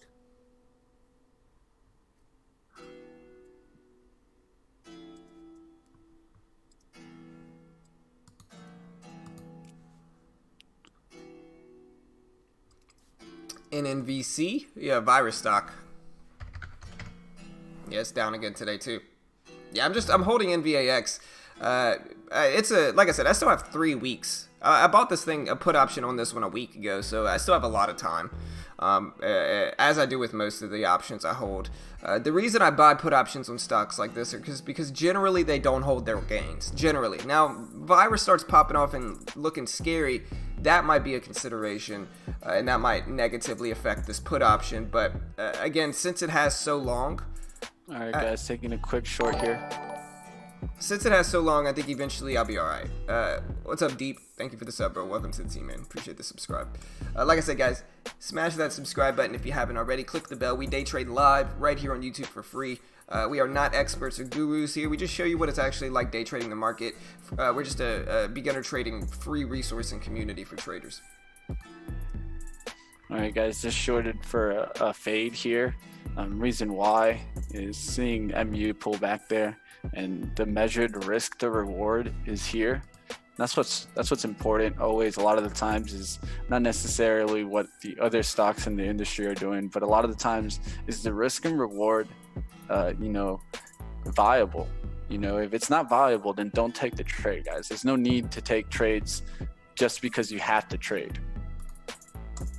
All right, guys, there's AMRN breaking out, guys. Beautiful VWAP bounce play on that one today. I really wish I would have been able to stick with this one. It had a tight range at the open, but now it's really starting to break out there.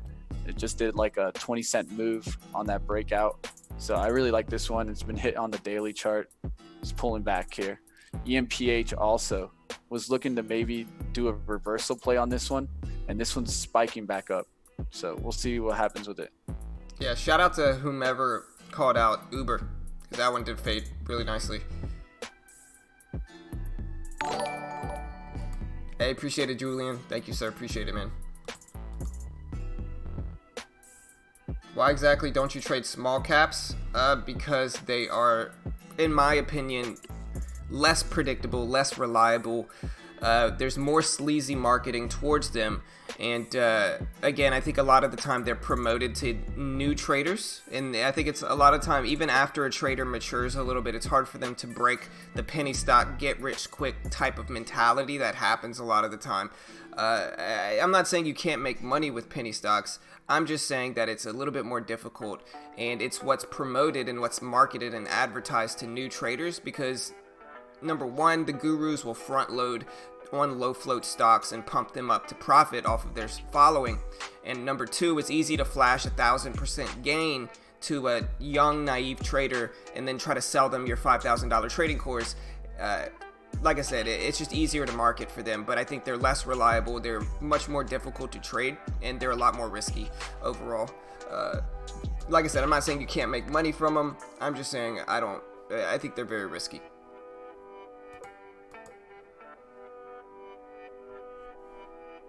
Alright guys, pushing back to VWAP here. Let's see if it holds and does the VWAP fake out fade right here. If not, if it breaks out through 48, just gotta get out. We got the legend in the chat today, Ray, the man. DAL getting up there to where I like it, but fade's not been working. I don't even know if I'm gonna take another one. DAL is right there though.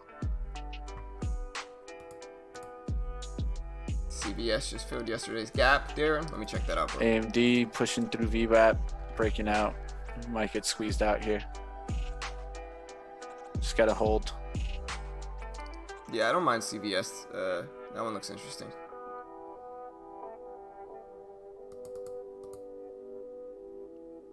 Uber's kind of pulling the fake out fade right now. That bounce up to 73 looks interesting. It's still a little bit early for me to trade, but it doesn't look terrible for Uber, honestly. I got faked out a little bit there, guys. They showed 50 there for a second on the ask, and I just hit it. I just got out. So took a small loss because of it. So yeah, it was that's what it is, though. 0 for 3 today. Definitely not on top of my game. It happens, bro. Bad days happen to everybody. I had a few bad days last week, brother, so don't stress it, man. The strategy's not working. That's all it is. All right, I'm going to jump in with the small sizing here on Uber just because I'm not really, generally, I don't take big size here. So I'm going to jump in with 50 shares of Uber, risking a very small amount. Like I said, I don't really take my swings until later on in the morning. I just like the Uber for the fake out fade pattern here. If we can get it down to 40, I can make a little bit of money with a very small share size. Yeah, there's the breakdown. Beautiful. Exactly what we wanted here.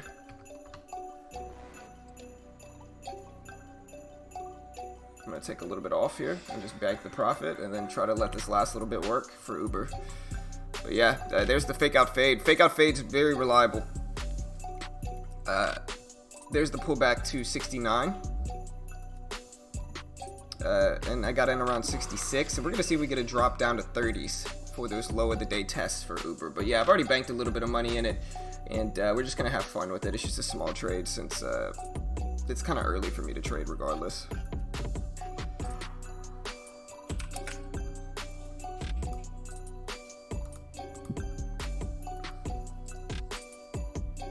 Yeah, exactly, and 100% Jerome. But even if you're shorting penny stocks, it's still very risky because they can get pumped up. It's also risky because a lot of the time they can go bankrupt. You know what I mean? And so I think that if I trade penny stocks, a lot of the time I'm looking for like put options on them.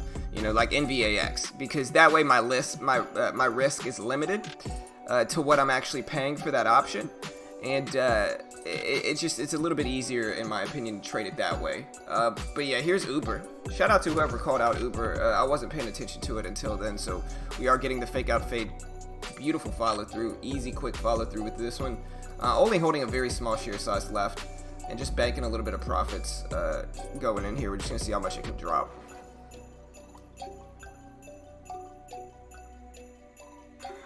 I'm gonna get out there. I see the squeeze up, so it's a tiny little $12 here, but again, I'm just kind of having fun right now.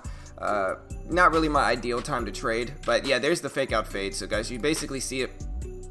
The big thing with the fake out fade is that you get a big push above the VWAP, and then the big thing here is that it actually needs to drop below the VWAP and then bounce up. You know, that's the big key to it. And if you get in on after it drops well below the VWAP, confirming that weakness, and you jump in on these bounces, just like I did here, it can be super profitable. I know I took 50 shares of this one, and so it's just a very small trade. Again, I'm trying not to trade that first hour of every day, though. And so this was me taking a very small position just to kind of kill some time and not extend myself in the wrong time for me to trade. But yeah, that was the fake out fade on Uber. We'll see what else we get today.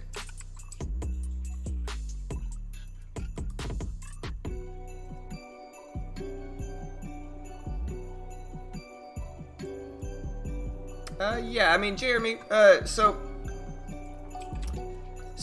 Mitch has actually been killing it lately for the most part. Just like anybody, like, listen, we're not experts here. We're not gurus. We just let people watch us trade. And so sometimes we do well, sometimes we don't. I haven't had a losing trade in 3 days, you know, but then last week or the week before last, I was in a pretty big slump too. So it varies, you know, like I said, we're not experts here. We're not gurus. We're not really selling a course or anything like that. We just kind of let people watch us trade if they want to see what it's like. You know, the channel's called Beginner Trading because we're just a free resource and community here for traders. Like, that's all we are. Sometimes we do well, sometimes we don't. But yeah, we don't, like I said, we don't really have any pressure to succeed aside from our desire to, because, you know, we don't sell a course, you know. I think if we sold a course or sold something like that, we'd have a lot more pressure to do better. And that pressure can hurt you, I think. And so I'm happy with where we are. But yeah, I mean, sometimes we do well. Like I said, if you watch the stream, though, the last 3 days I haven't had a losing trade. And I've traded 8 times, maybe. So I've been doing really well. The last 3 or 4 days. I built up, my account has roughly a little bit over $1,700 in profit now too. So my account's well into the profit and I'm just slowly building it, bro. But yeah, we welcome you here, man. We welcome you here, bro. I don't understand this market. It's ridiculous. Hesitated on Uber. How is the market going up today? Is the market going up already? Last time I looked at it, it was down. Let me see. It is, man. It pulled a red to green. I don't understand it. Hey, I think virus stocks down. Overall bullish sentiment. Makes no sense. Yeah, makes no sense. My options are profiting, bro. I'm happy. Makes no sense. Yeah, but like I said, I'm holding this NBAX put option, and I needed to break under $7, and I got 3 weeks, and it's at $7 now. So it's looking good. I'm in the money. I'm already profitable in it. If I sold it now, I'd make a little bit of money, but I think I'm gonna wait for the bigger payday, and we still got 3 weeks. So I'm gonna let this bad boy work and see if we can get it. Should have stuck to my put option in BYND. Yeah, would be up more than 50%. Yeah, for sure. Nothing is respecting the VWAP today. Yeah, I mean, so like I said, with the fake out fade, like if we look at Uber for instance, Vinny, like I said, this is a strategy, the fake out fade and the fake out bounce. So whenever you get a stock that breaks above the VWAP and it puts in this high up here, you know, every time it does that, I'm always looking for a big rejection. And when I look for a rejection, I'm looking for it to come well below the VWAP. So I want to see it go from above the VWAP to well below the VWAP. And then on any bounces, as long as they maintain below the VWAP, I can short into them. And that strategy has been super profitable. Same thing vice versa with the long setup as well. Like I short into this bounce right here. Same thing with the long setup as well. Like what did I trade yesterday? CGC. Or no, it was Cron. No, it was CGC. But yeah, same thing with CGC on the other side though today. Or maybe, no, that was today. Let me look. Yeah, same thing with CGC yesterday, but on the upside, right? So it's kind of like the opposite. We get a big downward move below the VWAP. And then when it rebounds and pushes all the way back above the VWAP, I'm going long on these pullbacks to the VWAP. You know, and this is what I did yesterday with my trades is I waited for that confirmation, pushed back above it, it held support, I jumped in long there and rode it up. And so those strategies specifically have been working really well. Conventional fades and bounces, they're a little bit tougher, I think. AMD looking like a breakout. I'm going to try to grab some on the pullback here to VWAP. It pulls back to VWAP. I'll try to long it. It's a lot of people piling in there. Also, look at the level 2, 49.94s. 101 order there. Oh, sorry, bitch. Yeah, there's liquidity. Yeah, I could sell it if I wanted to. NVAX is a very volatile stock right now. Looking for a pullback in AMD to long into. Definitely not going to trade a fade anymore. CGC looking decent.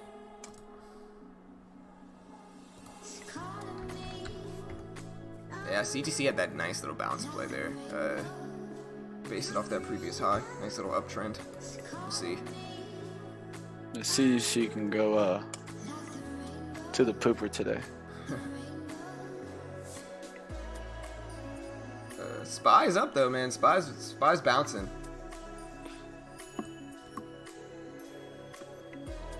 Hey, thank you, David. Thank you, sir. CRWD looking promising. Thanks for shouting that one out, Mitch. Looking for it to break 59.20. Yeah, I don't know why I don't trade that one. I need to trade that one more often. To tell you the truth, guys, I don't like higher than 50. That's the truth.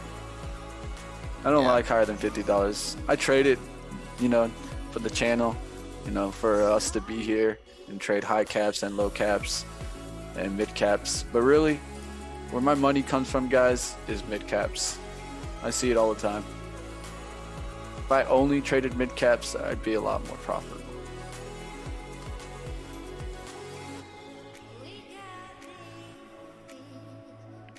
There's AMD trying to break through the 50.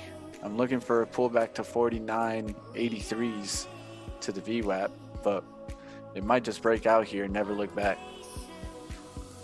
Roughly $1.20.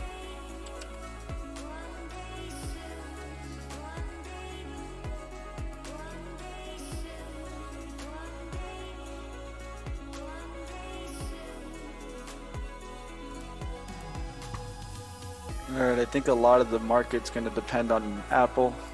Apple earnings supposedly coming out. Let's see what happens here.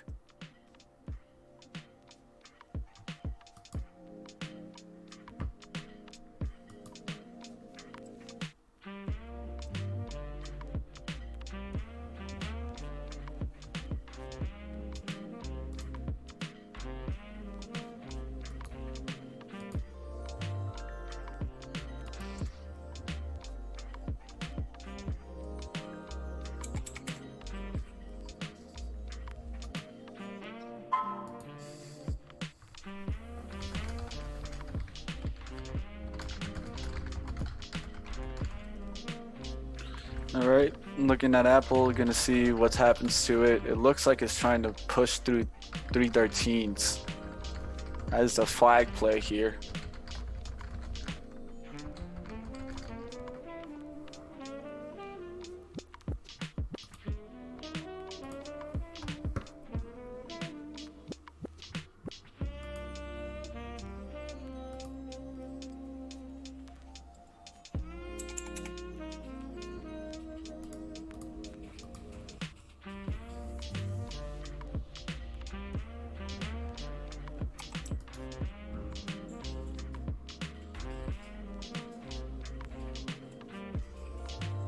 SPY's up to 325, 326 roughly. Close to it at least. Maybe I should have held a little bit of shares of Uber, but since it was just a small share size and I was up a decent amount with a little baby share size, I don't mind just taking my little win from it.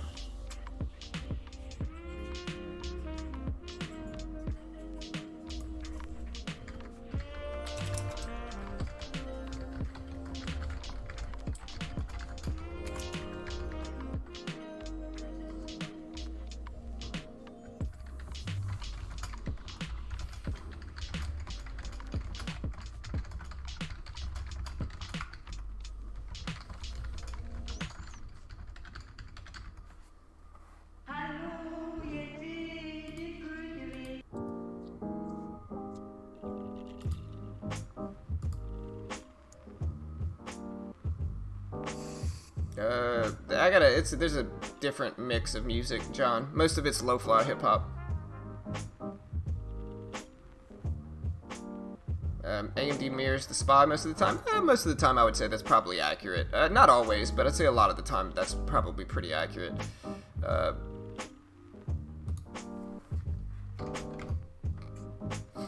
I mean, not today though. Like even today, you could see SPY's ripping up big. AMD is still technically down since the bell. It's obviously up in pre-market, but it's technically down since the bell, so not completely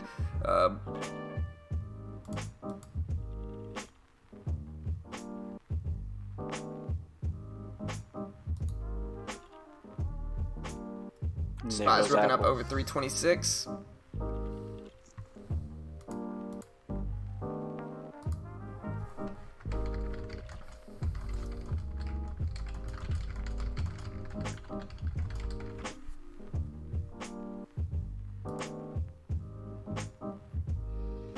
Apple pushing up there, guys. Looks like it's trying to break out through this 313. I think that's where you need to see the volume put back in.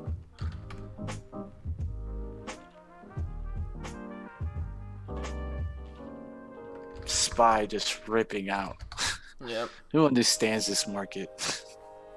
Yeah, I mean, I think that the SPY pulled back with some of the virus fears, and I think that we might. The fears are still there. Right, but we might just be getting. They haven't disappeared. They didn't go anywhere.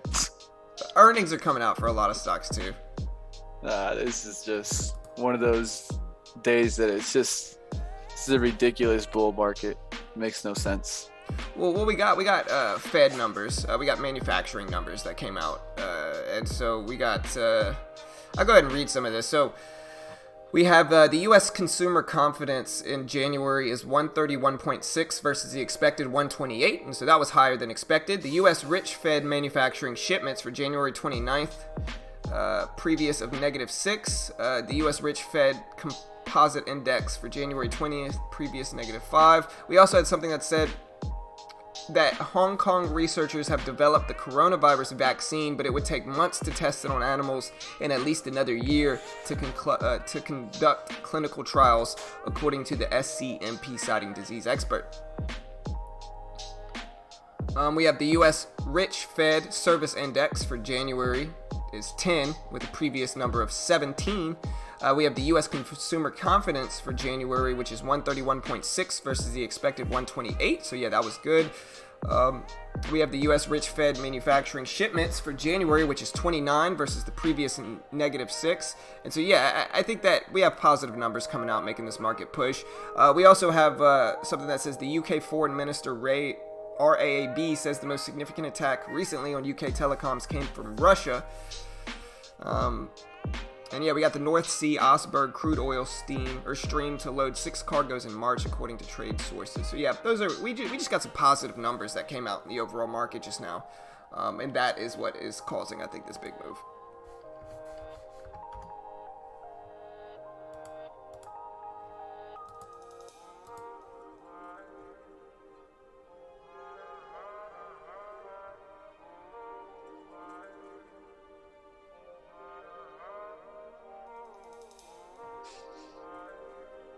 I've never opposites traded, but literally in this market, it might just be better. Literally. Everything that makes conventional sense is not making sense. Well, I mean, like I said, we got positive numbers that came out, and I think that's spiking everything up.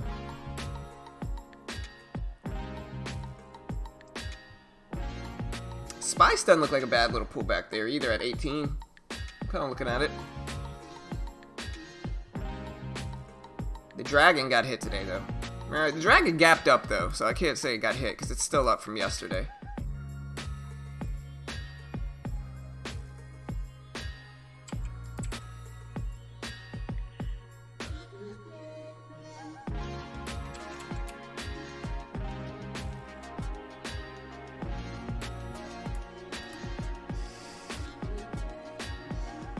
I think your leader, Apple, will determine today.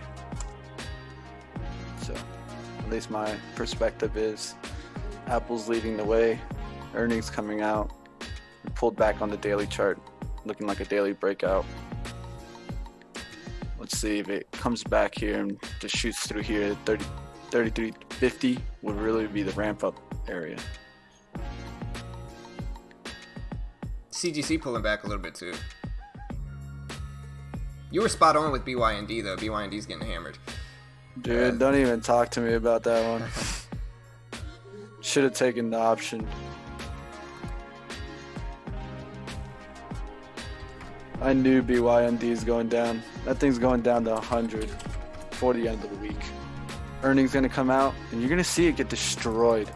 And this is going to be a bunch of, oh, I trapped all you kind of dummies that traded it in the Denny's game. Anybody that traded the Denny's game yesterday and thought, oh wow, BYND $200, it's coming. That was such a trap by the business itself. I've seen this business have a lot to do with marketing in their stock. They market their stock. I've never seen a stock get such marketed at this kind of rate. Yeah, I don't know, man. I'd have to check with my IRA account manager, Jerome. I don't know what I have in there right now. I'm telling you, this thing's going down and not gonna look back. I almost feel like just grabbing a share and just letting it go.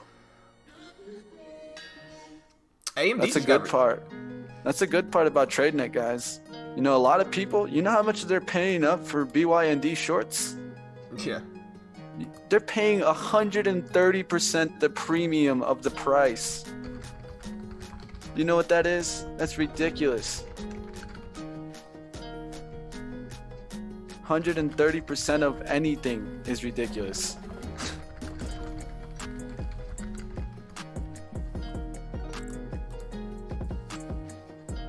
BYND not going to crash? I don't know, man. We'll see. It's all speculation, obviously. Who knows?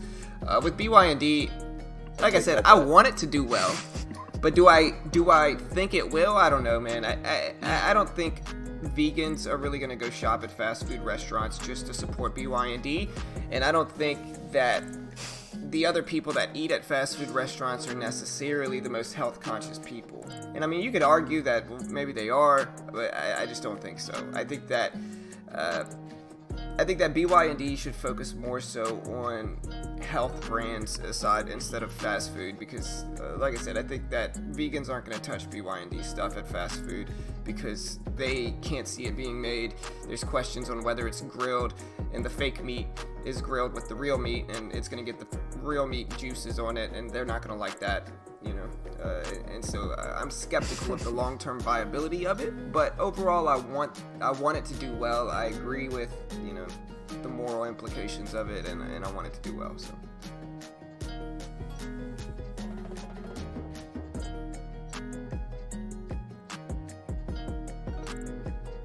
yeah, like I said, we'll see, Adrian. Like I said, the biggest skeptical thing is like I said, it's kind of like selling Versace at Walmart. You know, vegans don't eat fast food, and you know, I think that it's good because it's putting BYND's name out into the culture. You know, when they have it at all these fast food restaurants, but serving it at McDonald's and Burger King and Denny's, again, it's kind of like selling Versace at Walmart. You know, vegans are not going to touch that most of the time. There's a big question on how it's cooked, and like I said, I don't know. It doesn't make sense from a practical standpoint, but again, I'm obviously just purely speculating on it. You know, not going to let emotions come into play with that. I'm not holding it short or long or anything like that. That's just kind of my take on it. There goes AMD getting rejected back below 49.80s. I might consider shorting that one if it pops up.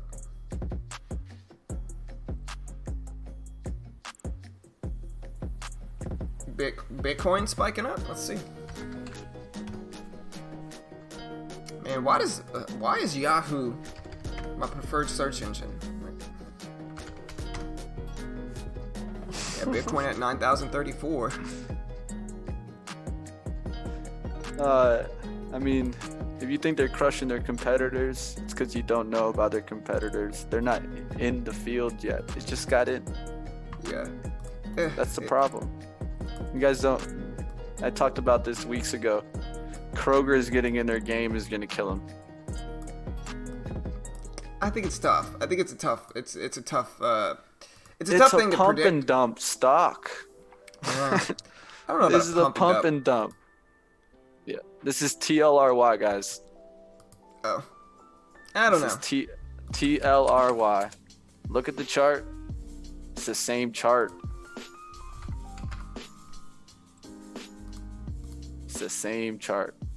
There's 79s. I'm going to short into AMD here. It's starting to get a little bit better time, and I'm just going to use that high up there at 50 as my risk for AMD. So I'm looking for it. We'll see. Very small position. I guess I can throw my window up now. Now's the time when I do start to trade a little bit more. So we'll take some swings. But guys, perfect example. If you look at TLRY, when it jumped back to 150s after breaking down to 100, everyone thought the same thing, the same ideas, the same thoughts. TLRY was going to 300. Yeah, it had good profits. It had cannabis on the rise. Everyone was believing in it. Mm-hmm. Never came back. I remember. Do you remember people would get mad at me whenever TLRY was at like 300, and I would talk about how it's not going to sustain at that level. People would say, what did people say? People would say Chipotle sustains at that level, and I'm like, you're comparing Chipotle to TLRY? Like here's the thing, right? People would get mad at me. I would be like, TLRY is way overextended. It's too high. It's too young. It's too new. We don't know as much. We don't know enough about it. We're still illegal on a federal level, and too much hype got behind it. And like I said, people got mad at me when I said that about TLRY. And then what did we eventually get? Mitch and I were both skeptical of TLRY. We eventually got a big drop. I'm skeptical of BYND, and this is just the newest toy on the block that everybody wants to play with, and everybody gets hyped up around. People buy the news, they buy it, and like I said, whether it can sustain long term, we'll see. I'm not super confident in it. Like I said, I think getting all these fast food partnerships does not make me more confident in it, because I don't think they're just going to sell enough. I think it's a gimmick, and I don't think anybody's actually going to really go out of their way to buy the Beyond Meat burger from McDonald's. There's a reason why they go after marketing versus product sustainability. Let me just tell you that. Yeah. Just think about how they approach their stock. They approach it as a PR stock. Yeah. They approach it as, hey, who's the next artist or athlete that we can get to push this stock up? It's almost ridiculous because there's a lot of athletes in BYND. Yeah, I'm about to get squeezed out of AMD. And you know how they do it? They go to them and they say, hey, I got you 5, you want shares in the company? Just promote us.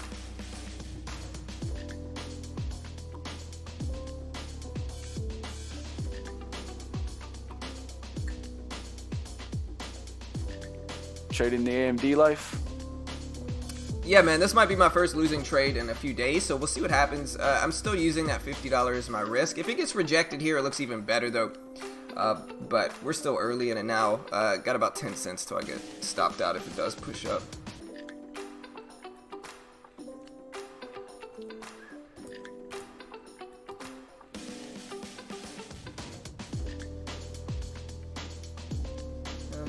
What's up, Dragus? What's up, man?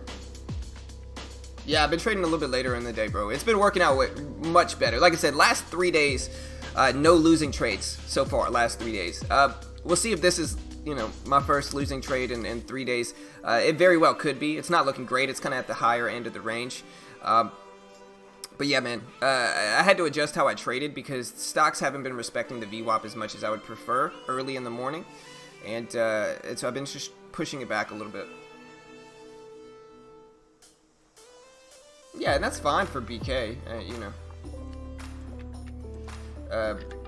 But what I'm trying to say is that I don't think the sales from fast food are gonna do anything for the company.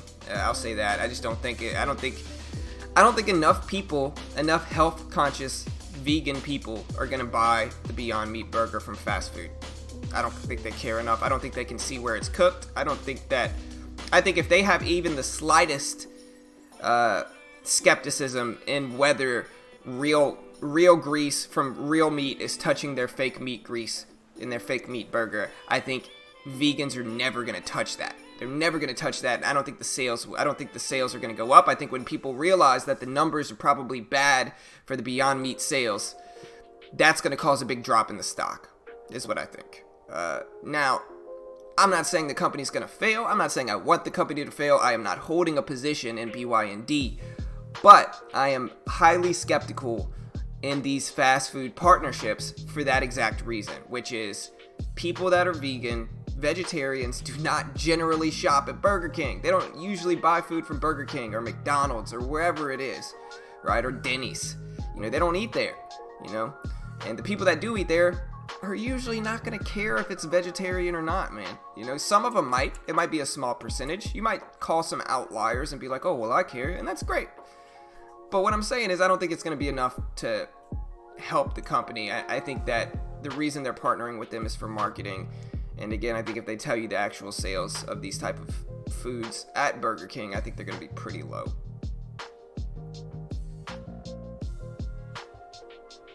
Hey, see you, Junior.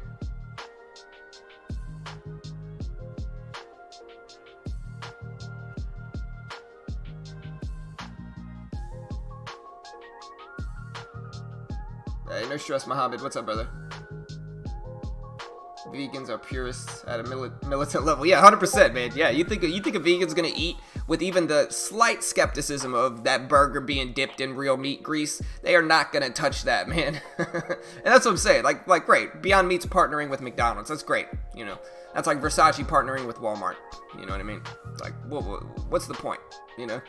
I get it. The cool thing to do nowadays is to be hyped up on BYND, and all the, you know, new traders, I'm sure, are getting hyped up into that stock, and they're buying it because they believe it's going to succeed and do great, and, you know, it's all marketing. You know what I mean? We'll see. Like I said, maybe I'm wrong. I hope I'm wrong. I hope BYND shoots up. I agree on the moral implications of having something like BYND. I agree with that stuff, and I'm pro BYND. But as most traders should, I'm highly skeptical of it.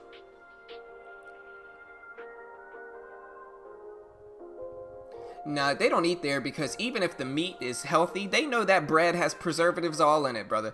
They know that bread is terrible for you. Just the bread at these fast food restaurants is bad for you. And vegans aren't going to touch the bread either. You know, it doesn't matter if you serve it, have the best steak burger in the world, man.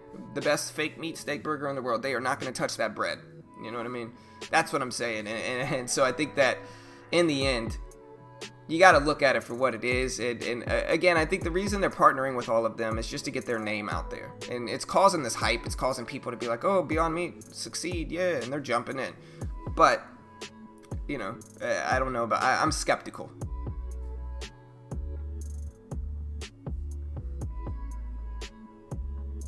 It's $15 a month for the platform, K-Gibbard. It's like 15 bucks a month. Hey, see you, Junior. Have a good day, brother. Yeah, no stress, Adrian. No worries, brother. Yeah, it's all good, man. Regardless of whether people agree or disagree with me, it's all good, bro. It's all love, man. We can disagree, and that's fine. You know what I mean? We're good, bro. But yeah, I'm giving you my perspective on it. You know, like I said, I'm not biased. I guess I am biased, but I'm not holding a position at BYND, long or short. You know, so whether it goes up or down is insignificant to me. Exactly. And at the end of the day, guys, unfortunately, I don't have one either. Right. Mitch wanted that put option. He was talking about it yesterday, but... Oh, John knows. I was blowing him up. I want this. Yeah. But I took my step off of it. I would have got a 91-cent option. It would be valued at like $1.40, $1.50 now. So wouldn't have been a bad option, but didn't feel like putting the $100 at risk yesterday. I feel you. Yeah, you know, BYND's tough, some days man. I feel like it, some days I don't. But you know, maybe in the future we start, you know, kind of do a little swing trading options sometimes. It doesn't seem like a bad idea as long as you have a theory. I think that's important.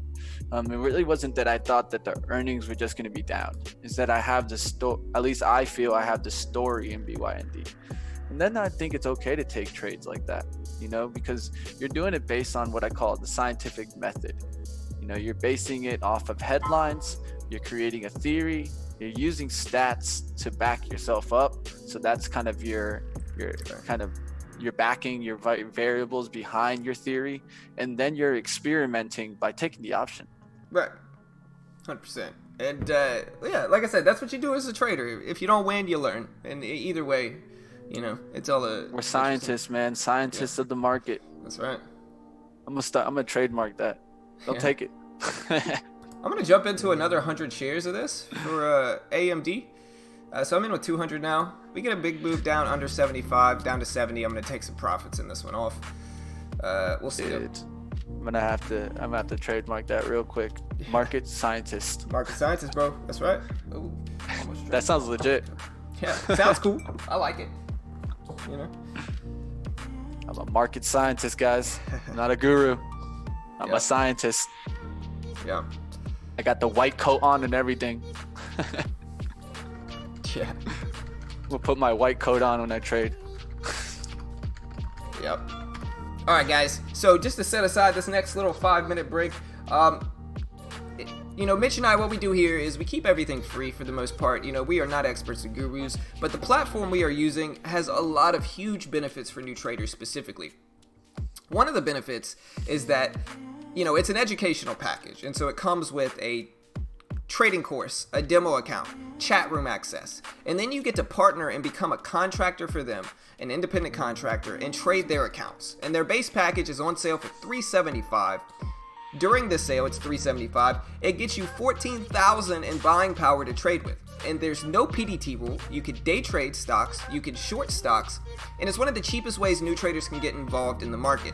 And if you really think about your other options as a new trader, what are they, right? You can either go the conventional platform route, but you're going to be restricted by the PDT rule. You're only going to be able to day trade 3 times per rolling 5-day week, and you're going to have to follow the T2 rule.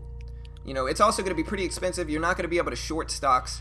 You're going to need a margin account, and so unless you basically have over 2K and you're approved, you're not going to be able to short either. And so what are your options? I think the TradeNet package makes a ton of sense for new traders. It's just the cheapest way to get started. You're risking way less. You're risking $375. And to be fair, I think most traders are probably going to lose that as well. I do. I think most traders are going to lose no matter where they go, because most new traders lose their first few accounts. And so I think this is actually a much more risk-adverse way to get involved in the market for cheap. And so it's also a great way to help support our channel. It's one of those things that I wish I knew about when I first got started trading. When I first got started trading, I deposited thousands into SureTrader. And sure enough, within that first week or two, I lost all of those thousands, man. I lost all of it. And that's the big frustrating thing. But TradeNet gives people another option. People hate on TradeNet, but it's like, seriously, what's your other option? Right? You could go to another discount platform, but even they're going to be charging over $100 a month for the platform alone. And so in 3 days, you're going to pay the equivalent of in 3 months, you're going to pay the equivalent of an intro package on other platforms. The commissions are going to be higher. It's going to be much less favorable. Where it's like with the TradeNet package, you can spend $375. You get a ton of buying power, way more than you would get with anybody else. You actually be able to short stocks, even some recent IPOs, like Mitch is saying. You can short BYND if you want. And it's just a lot cheaper to get started. It also comes with a course, a demo account, chat room access. I think that makes sense.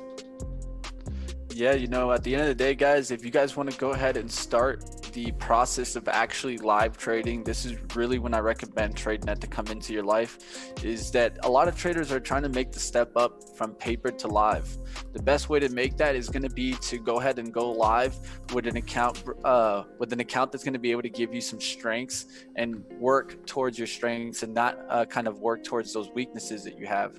A lot of the times, a lot of the weaknesses that a lot of traders have when they first start is called over trading. Yep. Over trading usually comes from kind of destroying your account because of high commissions. We have a really good commission rate here with TradeNet. When I trade with 200 shares, it's in and out for $4. And so if you're going to be able to be in and out with $4, you can just think about it. Even at 10 cents, me making $20, I'm still making $16 gains there. And that's more than the percentage that you need to really start bouncing up and getting your account up. Of course, guys, this is going to increase as you go bigger in size. But like always, what we're recommending, guys, is to start small, start going live small, because that's going to give you the emotions of live trading. It's completely different than paper trading. Even if you're trading with a small share size as 1 share, you're going to at least be able to see and feel the emotions of the live market.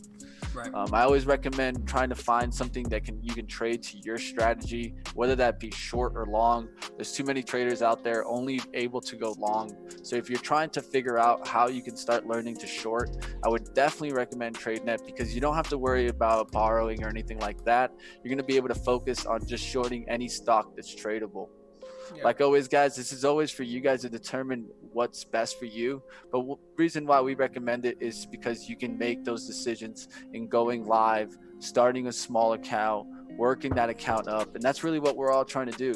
You know, Right. if we all had $25,000, I'm sure we'd be, you know, with an American broker like Ameritrade, or let's say E-Trade, something like that. 100%. But a lot of us don't. I Yeah. think majority of us here in the chat don't have that 25K to trade with on a consistent basis. And I wouldn't necessarily want to have that account, because a lot of the times that's going to open you up to big amounts of risk. Like always, guys, smaller account, smaller risk, smaller trade, smaller risk. Right. So if you do go excessively big, the only thing you're doing is just opening yourself up to risk.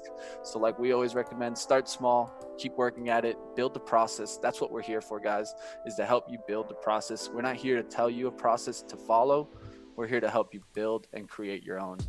Yeah, I mean, I don't think there's anywhere else in the trading world where you can get that much buying power and actually be able to trade with that little bit of an investment, right? For $375, you get a course, demo account, chat room access, funded account with a ton of buying power, way more than you would get with anywhere else. And it operates like a prop firm, you know, so there's a 70-30 split. You're going to have to share 30% of your profits with them. But again, for less than $400, they're giving you a ton of buying power to trade with. And I think you got to see it from that perspective and understand how favorable that is for new traders. Like I said, though, to be fair, I think most people are going to lose regardless. But I think that this is a much cheaper. I would rather lose $375 than save up and deposit thousands and then lose that. It's just a much cheaper investment for new traders to get started. A great way for new traders to get their feet wet, and just a much cheaper way at that.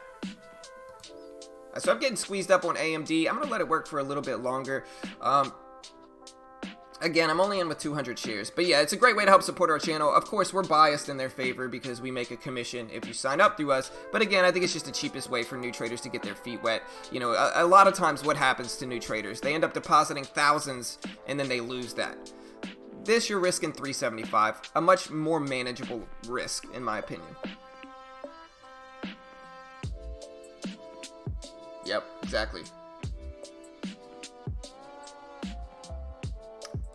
Most of the trading platforms do not charge commissions. What am I missing? You are missing the PDT rule. Yeah, you can go to TD Ameritrade, you can go to E-Trade, but you're not going to be able to day trade more than 3 times per rolling 5-day week. You're also going to have the T2 rule, and so after each transaction, you're going to have to wait a few days for your funds just to be settled back into your account. And so if you want to day trade on one of the free commission platforms, again, you're going to need 25K. Most people don't have 25K. That's what you're missing. You know, most people don't. You're missing. You could trade 14,000 in buying power for less than $400. And sure, you're gonna have to pay commissions as part of the. You know, you're getting a pretty favorable deal, and even then, the commissions are pretty cheap. But like I said, I get that argument all the time, which is, oh, well, TD Ameritrade and E-Trade have free commissions. Yeah, they also have the PDT, the T2 rule. You're not going to be able to day trade. You know what I mean? That's the difference. And so if you're looking to day trade with less than 25K, I think TradeNet's the only option. Like I said, you can go to other discount platforms. Just to pay for the DOS platform alone, it's going to be over $100 a month.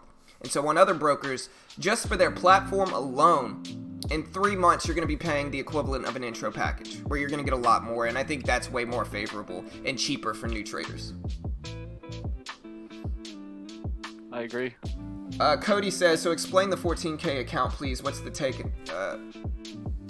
So basically, Cody, the $14,000 account, it operates like a prop firm. And so you spend $375 on their packages, and they give you $14K to trade with, but there's a $700 max loss. And so if you take that $14,000 account and you lose $700, you go under $13,300, they close you down, right? But if you make profit, they keep 30%. You know, so basically, you say you take that $14,000 account and you bring it up to $15K. They're going to keep $300, you're going to keep $700. But again, you know, they're giving you a ton of buying power for a very small amount of money. And so naturally, just like a prop firm would, they're going to take their cut from it, you know, which is understandable. It's not something that I think people should be mad about. I think that's very understandable if they're giving you a ton of buying power. It's just like a loan, you know, basically. Yeah, it's like Matthew said in the chat, you know, at the end of the day, guys, if you have only a few $100, there's really not that many traders or kind of options for you out there.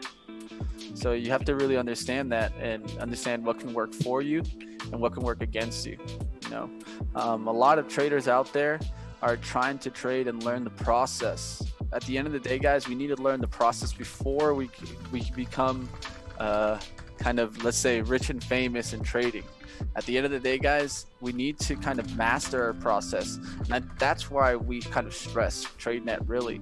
If you were that good that you could take 3-day trades and make a massive amounts of profit, then yeah, I recommend go to the US, non-commissioned broker. Yeah. But majority of us need to learn how to trade.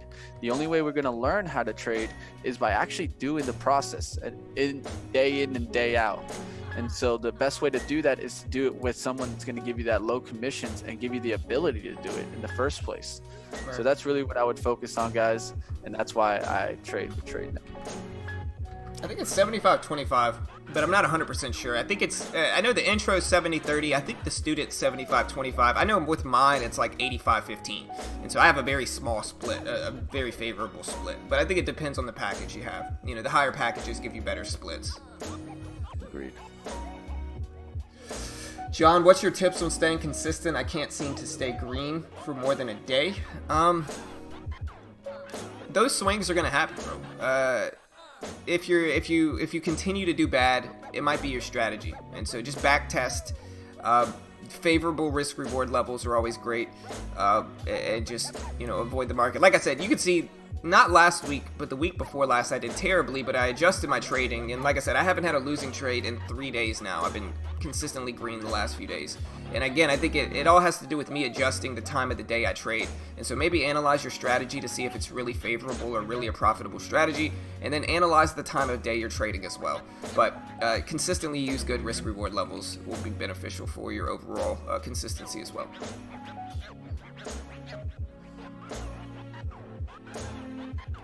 How soon can you trade after you make the deposit? So what you got to understand is that you are actually buying an educational package, right? So you're buying, it comes with a course, a demo account to trade with for a few weeks, and a paper and access to their chat room for a few weeks, right?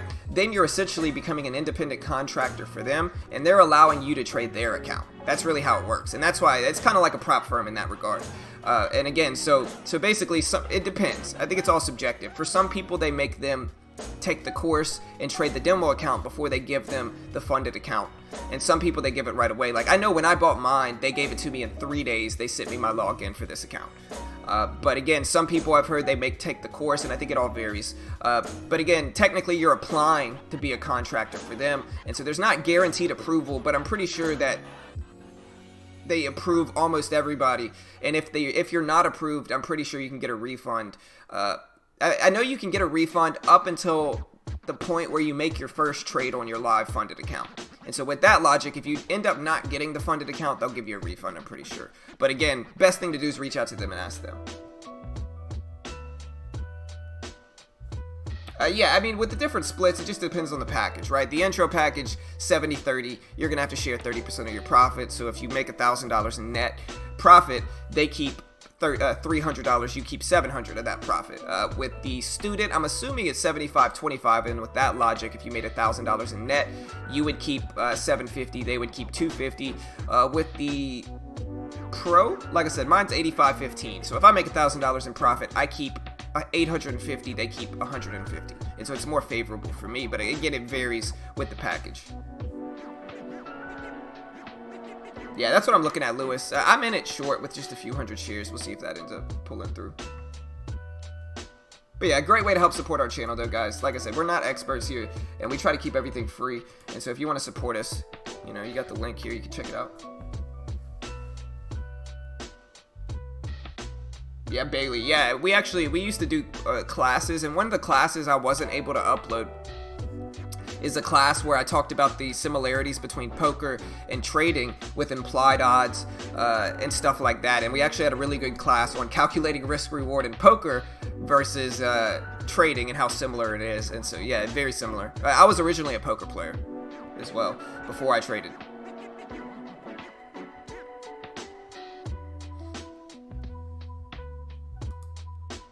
Check out the link above you if you want to see the platform I'm using.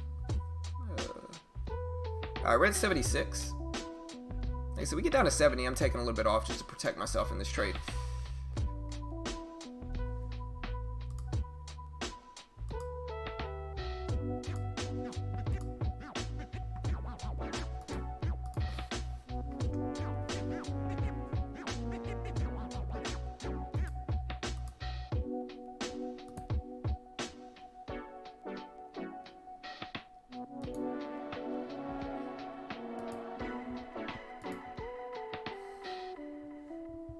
There's 72s, 71s. Maybe I should have taken a little bit off there. 70s.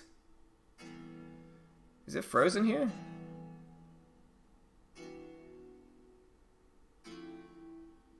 I like this move, but I feel like I need to let it go a little bit longer here.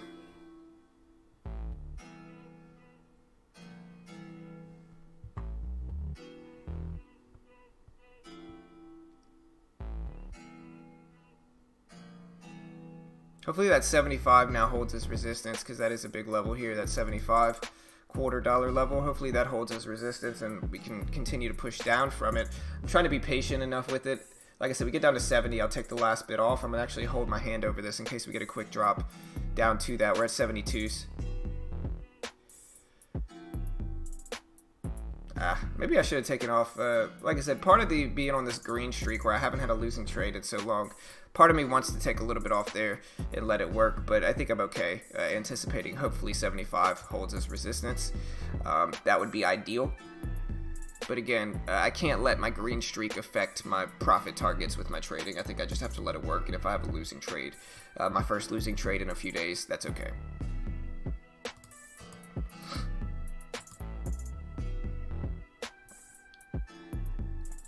What's the most I've won playing poker? Probably $200-300 in a tournament.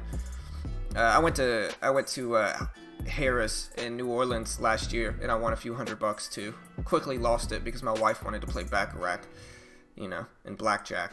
But I won a few $100 in poker there too. Yeah, you can look at my shark scope. I actually took a little bit of a dip yesterday. I've been trying to move up in stakes, and you can look up my shark scope is Johnny Jukebox is the name of my global poker name. But I recently tried to scale up in size again, so I did take a little bit of dip in my P&L. But I'm still green overall in my account on global. What? BYND to 118? What?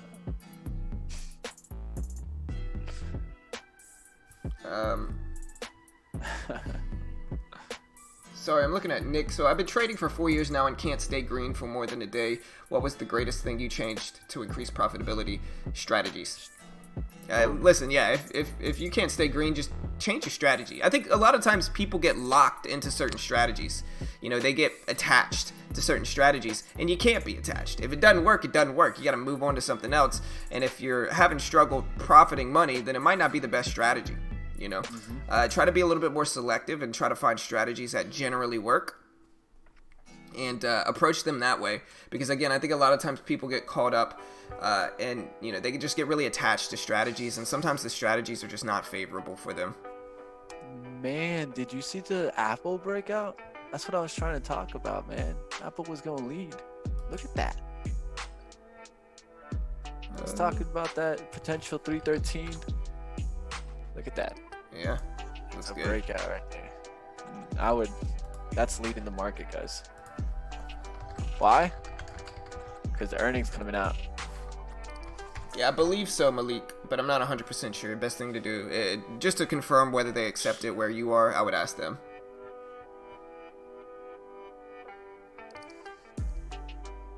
Yeah, I would ask them. Here's the link if you want to reach out to them, but I would ask them to be sure. I'm not 100% sure. John, what online poker sites are the best? I'm not going to say I like any of them, really. I'm skeptical of all of them, and to be honest, I know there's a lot of bots in like ACR and the Winning Poker Network. There's a lot of bots.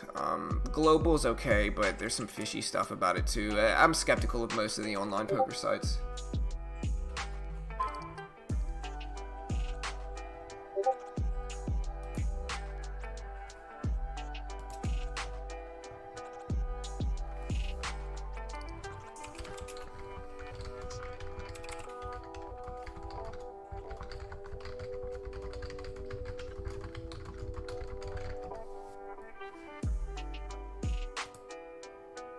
Alright, so we're still looking to get a drop here. I could have added into this move on AMD. But yeah, like I said, I'm skeptical of all the online poker sites.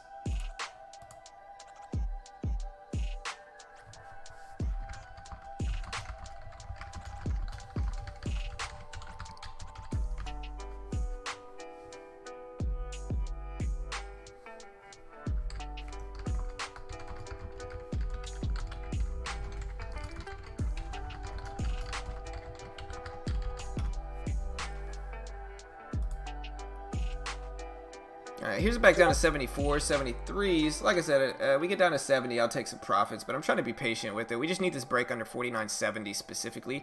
This is where the big support is right now at 49.70. So we get a break down there. I'm going to add a little bit, or I'm going to take some profit off. There's 72s. Come on, let's get that drop. We need 1 more cent. Nah, we're not going to get it. Yeah, there's the bounce.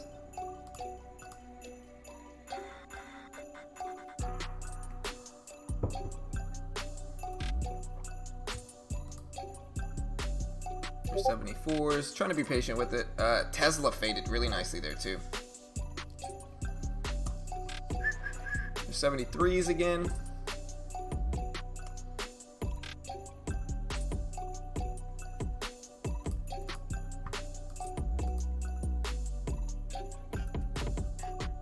I'm not going to suggest any of them go be really. There's 71s. Alright, I'm going to take half off there. Gonna look for the breakdown now on AMD. Beautiful fake out fade strategy here. Same fake out strategy I've been preaching about for weeks now. Super profitable strategy. And yeah, we're going to let this work. Ever since I adjusted my trading, man, it's been way better. Like I said, it's surprising how well I've done since I stopped trading that first hour of every day. It's surprising. Been very profitable with this strategy, and now at this point, it's not going to be a losing trade no matter what. And I got a little bit of time. Yeah, you know, a lot of the trading, like someone talked about that they're having issues getting consistent. A lot of that has to do with timing. It could be that you're using your strategy for multiple time frames of the day, and that's not the way a lot of the strategies work. A lot of the strategies are going to have kind of a higher probability zone. Like for us, you know, VWAP bounces and VWAP fades, you know, a lot of the times work right out the gate. And then later on day ones, like afternoon trading ones, a little bit less probable. So I would not use the VWAP bounce strategy, let's say after 12, my personal preference. But that doesn't mean that I can't use it at the open. And so that's what I would look for, guys, understanding that different time frames matter, and they do matter on your strategy. You can find that it works later in the day, like John's been finding out. Hey, I've been doing a lot better than later in the day, attacking that strategy later in the day. Let me keep trying to attack that strategy in those time frames. Yeah, so I just took half of my other little position off, so it's definitely not going to be a losing trade. I can hold the rest break even now for AMD. But yeah, basically my logic with this move back is that if you really think about it, right, my logic behind this is that I trade VWAP strategies, and so I'm looking for stocks to maintain and confirm the VWAP. I'm looking for stocks to respect the VWAP. I noticed in that first hour, lately, stocks have not been respecting the VWAP. They've been extremely choppy. And if you look at most stocks that we trade, you can see how they cross above and below the VWAP in that first hour. They don't respect it. They don't confirm a trend. They stay sideways. They stay neutral, and they don't respect it. They just kind of chop over and under the VWAP over and over and over again. For my style of trading, for my style of VWAP strategies, that is just not a favorable way to approach it. That is not a favorable time frame in that first hour because, again, we just get chopped out of it a ton. You know, it's just nonstop, just choppy. And so what did I do is I realized that if I wait a little while, stocks start to confirm and maintain trends a little bit better. And so it only makes sense to not trade that first hour where it's extremely choppy and dull and sideways, and it's just kind of going up and down and up and down. There's no point in trading that with my style of trading. It makes way more sense to instead wait a little while, let stocks actually confirm certain trends, and then that way, the stocks will respect the VWAP a little bit more, and I'll be able to win a little bit more often. Since I did that, again, last 4 days, no losing trades yet. And I'm not saying I'm not going to lose today. I'm still not quite at my time frame, so I'm about to start taking some larger swings. But regardless, my trading has gone so much better since then. I've actually been up a solid amount.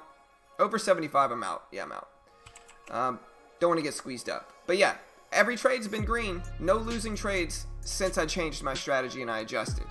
And so that's a good thing to understand when you're looking to trade and when you're trying to find more consistency, is look at the time frame. Analyze charts, really. Like, study your charts. See when your strategies seem to fulfill more, and you'll only gain that with experience. You know what I mean? The only reason I knew this stopped working is because I looked at my stats and I realized I lost a bunch early in the morning right after the open, and then I made a bunch back later in the morning. And so if I waited later on in the morning to trade, my trading should go better. And that's what happened. My trading's gone so much better. No losing trades in 4 days now. Yeah, for sure, Mohammed. Exactly, man.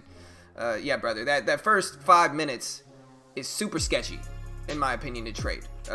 VWAP strategies, stocks can, sure, sometimes they rip up, but a lot of times they just kind of fake out. They go crazy, they squeeze down, they do a lot of sketchy stuff in that first 5 minutes. And so if you try to attack too early, a lot of times that can hurt as well.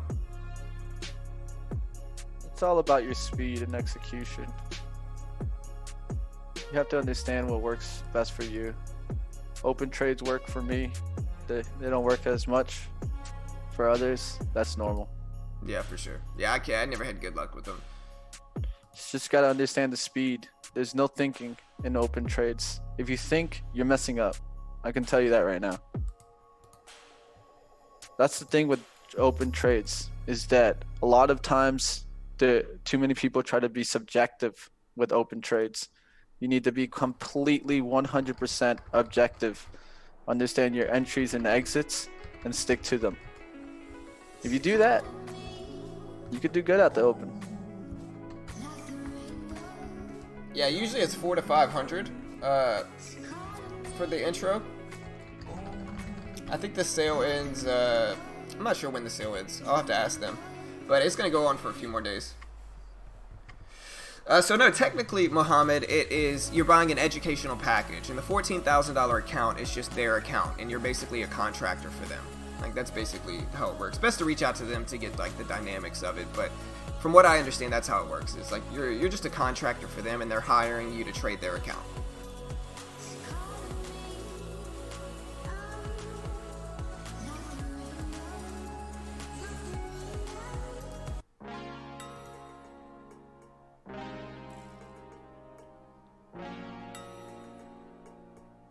Thinking about maybe getting back in AMD here. It just depends.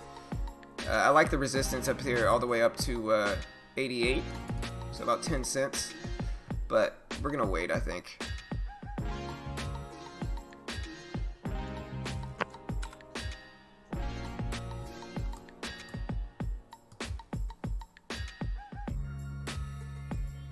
Also, guys, so the Trade Ideas test drive is coming up. The test drive starts in the next week, and honestly, it's a crazy good deal, right? To put it into perspective, I think I paid like $118 for my Trade Ideas subscription, right? So half of that would be roughly $60, right? Half of that would be roughly $60. With this Trade Ideas test drive for 2 weeks, for that same what would cost $60 on a normal subscription, now costs $9. For $9, you get to try out Trade Ideas for 2 weeks. It's just a crazy, ridiculous deal, and it's a great way to help support our channel as well. Here's the link if you want to check that out too.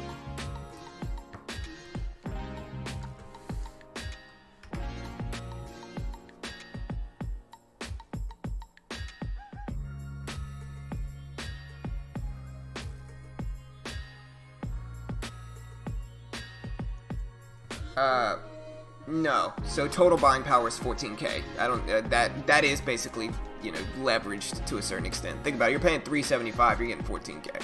So you're getting like 3.5 to 1 roughly.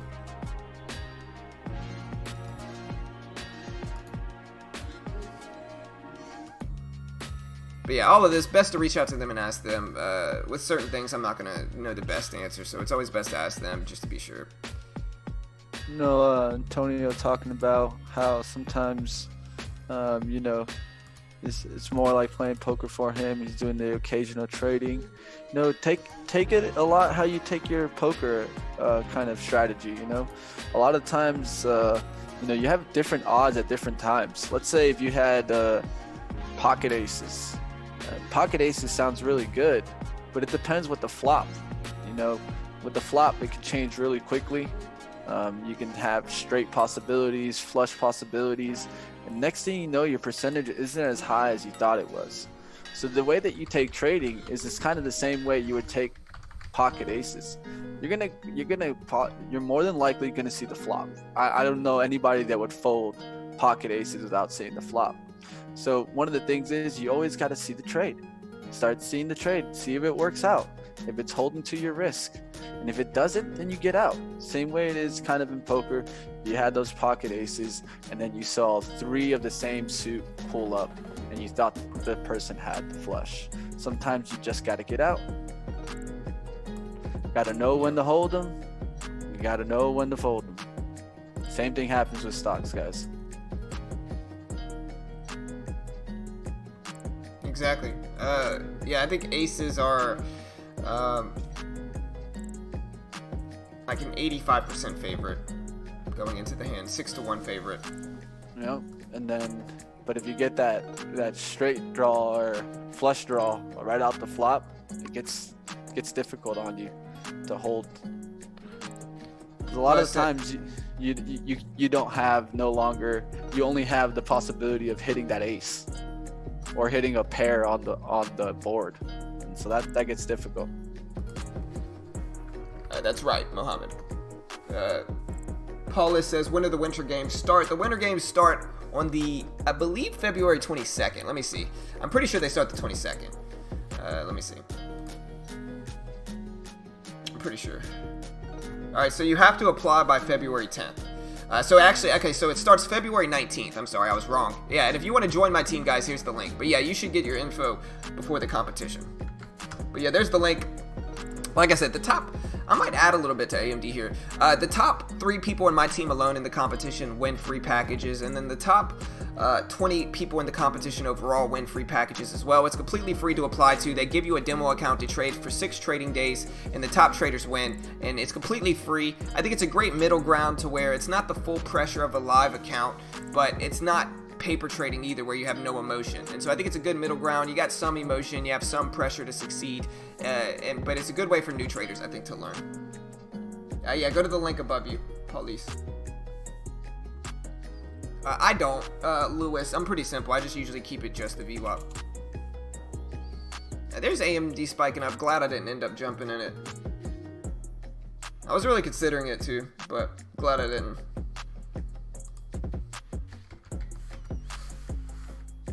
All right, guys, I'm not seeing much of my head out of here, guys. This is the area where John takes over. Yep. Hey, brother. Have a good day, man. See you a little bit later. All right, like always, team, don't forget, guys, if you guys want to stay up with our Discord and stay up with all of us after we get on stream, a lot of everybody that's in this chat room is also in our Discord. Our Discord, talks 24/7. I sometimes laugh because I'm on the mountainside, and sometimes people are talking there 12 o'clock my time. I'm like, man, you guys are up late. Gonna be up at the market time. But hey, like always, guys, we're always available to reach out, whether it be John or I, or also other traders. There's a lot of traders out there in our Discord right now having great success and talking about strategy, breaking down strategy.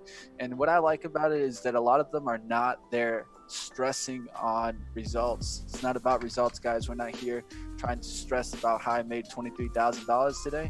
We're here trying to stress on how you could possibly make that $23. Yep. $23,000. So that's what's really important, guys. It's the process getting you there. That's what we're going to stress on. That's what we'll continue stressing on. And that's what we praise about. Yeah, all right, guys, you guys keep working on it, and you guys have a great one. Let me go get my Lambo, Have a good day, bitch. Later, brother. Take it easy, guys.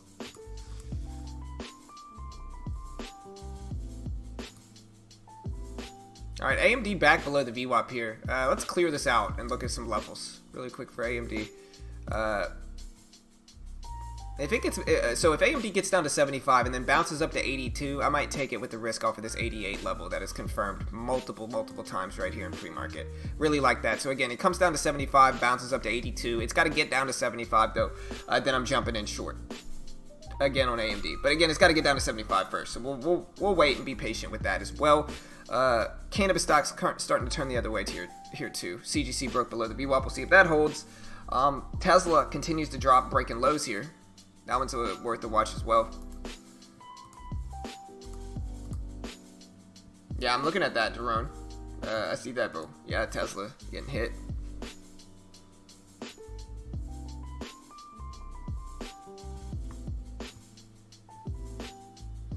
Alright, this is close enough to 75.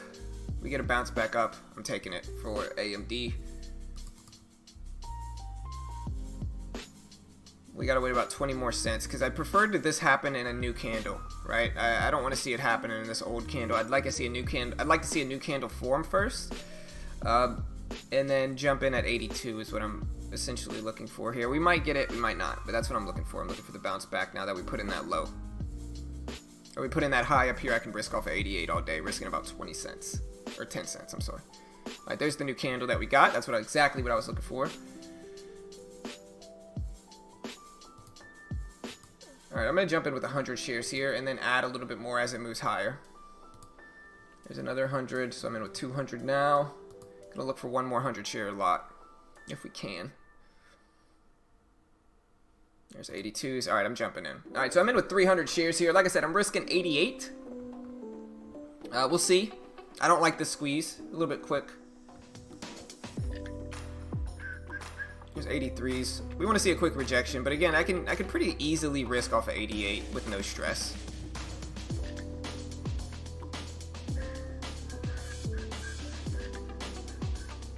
There's 83s. My fear is that they're going to fake me out there. They see all this resistance at 88, and so they're going to tap it and then come right back down. That's my fear. But I can't hold it past that level.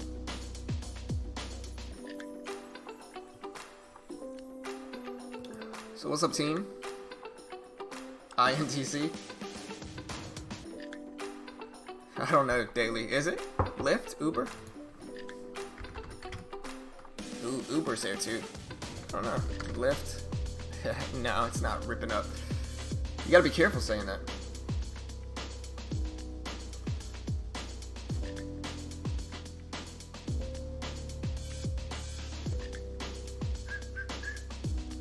Like I said, it was nice to build up a little bit of a cushion on the day, but I still got to take my swings now. Got to scale up a little bit more.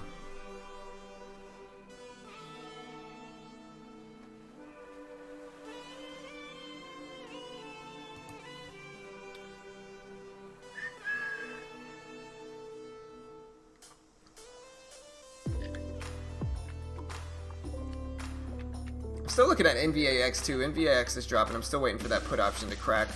Getting a little bit worse here, obviously, with AMD.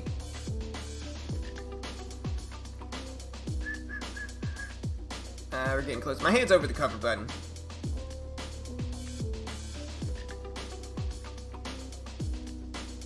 Yeah, I gotta get out of there. I'm scared of that breakout. Like I said, I'm scared it's gonna fake me out here, but I gotta get out there just in case. I don't like the move back up. It is what it is. Like I said, I got to take a little bit larger swings, but that is effectively my first losing trade in 4 days. So the green streak is over. I had a losing trade. A little upsetting, but I think I'll be all right. But yeah, I'm happy I went on that 4-day green streak to begin with. So, like I said, my fear was that it would stop me out and then come right back down. We'll see if it actually does that or not. But that's a possible thing here. I also don't really see much else I really like. So we're going to wait, but I'm not seeing anything else I love right now. CGC's too far below. We got SQ, what do we got? Roku.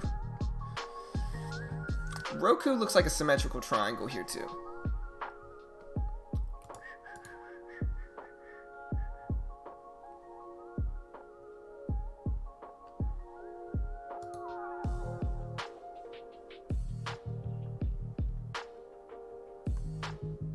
I was looking at Space earlier. That Space actually looked pretty solid. Yeah, I was just wrong about this last one on AMD. I know a few people were right in the chat. They were saying they wanted to go up. And so, at the very least, I hope you guys make some money on it. I didn't mind it for my little fake out fade pattern, but I think I traded it a little bit too much. You know, I probably should have just taken my wins from it and not tried to get greedy with the move. And I think that maybe I got a little bit greedy with it. Which it happens. You know, it is what it is. But nothing else really looks good to me. Everything else is either... I'm not really getting any big upward trends. Like, space is already really too high above the VWAP for me to like it. Tesla is too low, and so until we get some moves back down, I'm not seeing anything I really like. Let me look at the scanners, maybe. What was the other movers in the market today? I know we had Kron, CGC were popping off. I know we had another one too. So yeah, I'm glad I got out of AMD. At the very least, it didn't fake me out. Spy's moving back up. Let's check it out. Oof, yeah. And maybe that's what I got caught in, but I don't hate the trade. I think the risk reward was good, but it is what it is. It just depends on if you can find something. I'm gonna check out Bailey stock, INTC. Yeah, INTC, it needs to pull back a little bit more, though. That's the biggest problem with that one for me.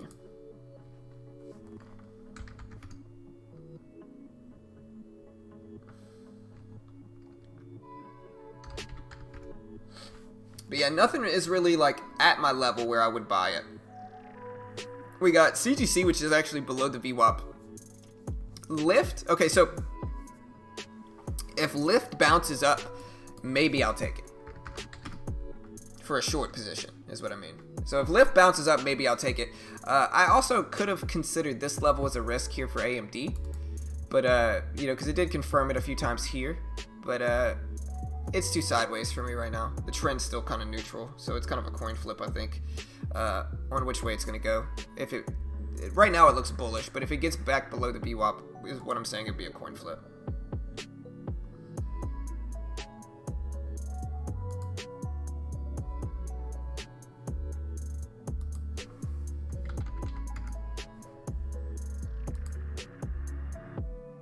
Yeah, MMM doesn't look bad.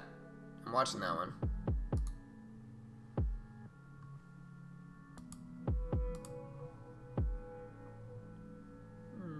Let me see.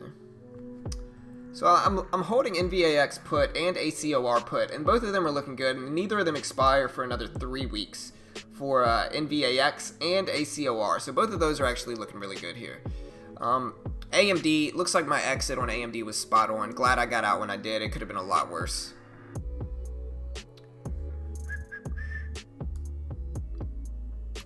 But yeah, we'll wait. We'll see. I'm just going to hang out for now. If it gets too boring and nothing really shows up, I'll probably close it down. But we'll wait and hang out until we find something.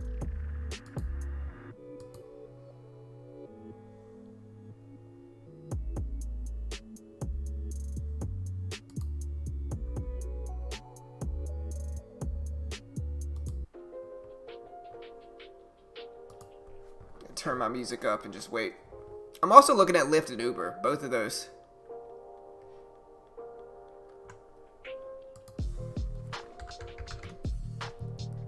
BYND getting hammered today, man.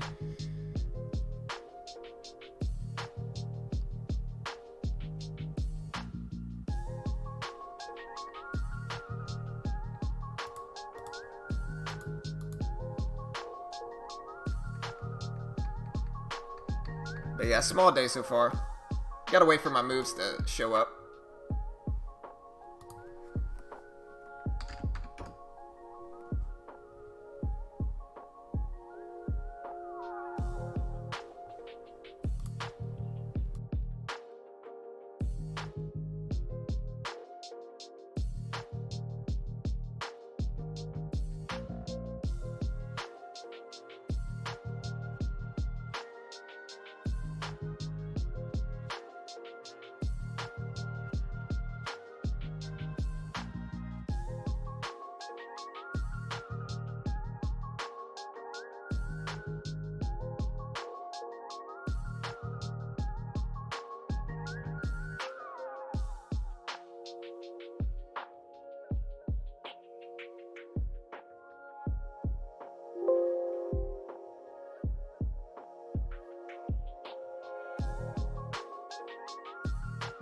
Sorry guys, I realized I've been muted. Yeah, I'm looking at SPCE pullback, maybe looks interesting. We're also going to look at CGC here. If it pulls above the VWAP and then pulls back, like if it pulls up to 23.20 or 23.15 and then pulls back to the VWAP at 23.10, I'll take it. But we're gonna wait. I'm gonna run to the restroom really quick. I'll be right back.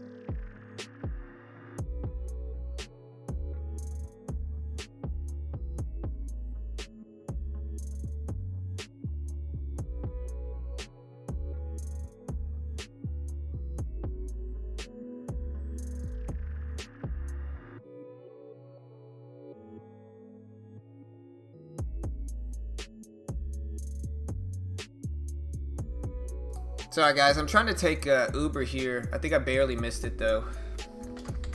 Or no, I got in. Okay, good. Yeah, I'm looking for the fake out fade in Uber. I'm gonna jump in with 200 shares. Start to take some swings here. In Uber, small range. So we're gonna try to rebound a little bit on the day here with this Uber trade. See if we can get a little bit more scaling in. Risk is up here at 53 now. So I like the risk. I think the risk is solid. Might need a few more shares though. This is a pretty small range stock.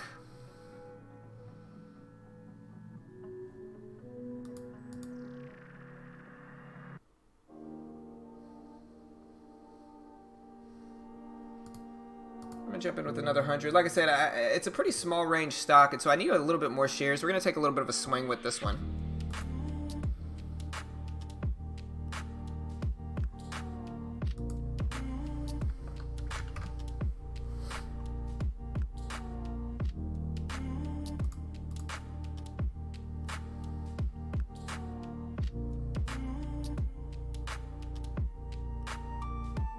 Gap and go. I don't really like gap and go strategies. I think a large majority of the time gaps end up failing, and so I think a lot of times, unless you have like some type of pre-market high hold as support, I think gap and goes can be very dangerous for new traders because a lot of times they get caught up in hype. I'm gonna short a little bit more. Like I said, in with 400 shares. Risk is up here at 52, 53. But yeah, that's my biggest fear with gap and goes, is that a lot of the time they can just fake you out, and a lot of times gaps fail. Could you explain the fake out fade for me? I'm very new here. And is it short or long? It's a short strategy. Here, I got a video. Once I'm out of this trade, I'll post the link. But yeah, this trade squeezing on me a little bit, so. So we're looking for this 53 level to hold. I can find it while I'm waiting. Might give me something to do, really.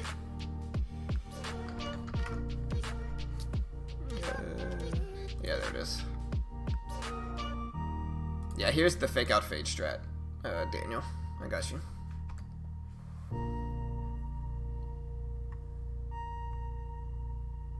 We're getting a squeeze up. Not really what I wanted to see, but it's such a small trade at this point that we can let it work here. Hopefully this level holds its resistance is what we generally want to see with this.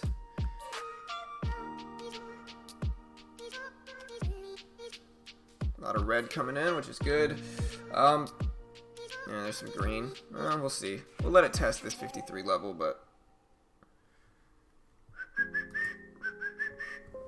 we got the SPY. Alright, so that's the rejection we wanted. My entry here is only roughly 41, 42, so we still got we're pretty break even. We get down to 30 though, we're taking profits quick.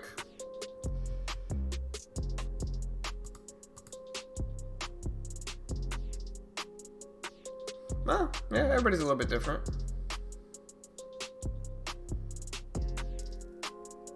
I go long on the fake out fade sometimes. Yeah, I mean, like I said, I think everybody's a little bit different. If you go long on this break right here, like this, that break makes sense because that's actually like my risk level, right? So if it breaks that and holds, I'm out. But I think if it puts in a lower high right here like it does, it's a little bit better.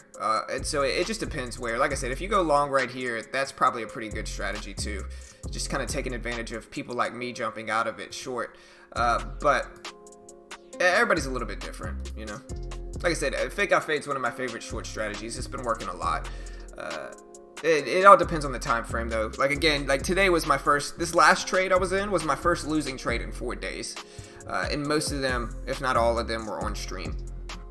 And so, you know, point is, I think the fake out fade strategy works. I think if you're gonna trade against it though, like I said, I think using this high break right here at 53 makes sense.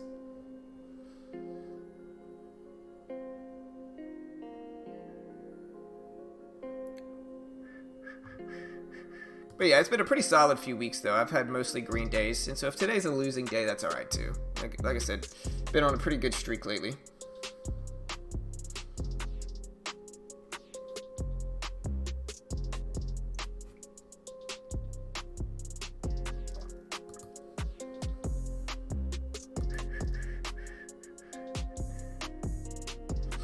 Yeah, there's 41s.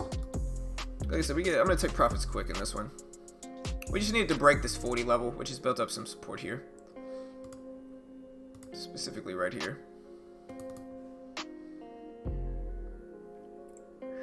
Pretty break even right now though.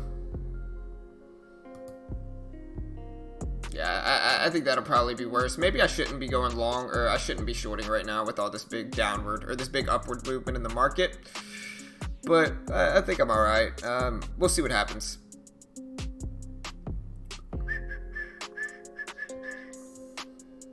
Pretty close to break even right now.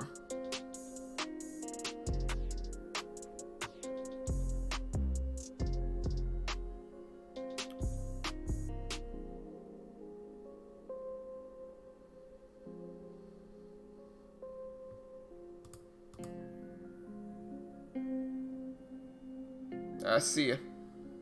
See ya, hero. Later, bro. Yeah, I think that makes sense, Austin. Like I said, there's no right or wrong way to trade it. I mean, there's different. Everybody's a little bit different, and so kind of how it goes, you know. All right, there's the 40 test. Like I said, I'm gonna take profits quick. We get a breakdown under here. We get down to like 37, 36 as I'm out, but I'll let it work. I like this lower high right here too at 50.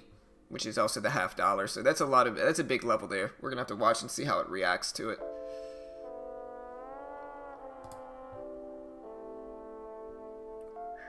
Pretty break even now though.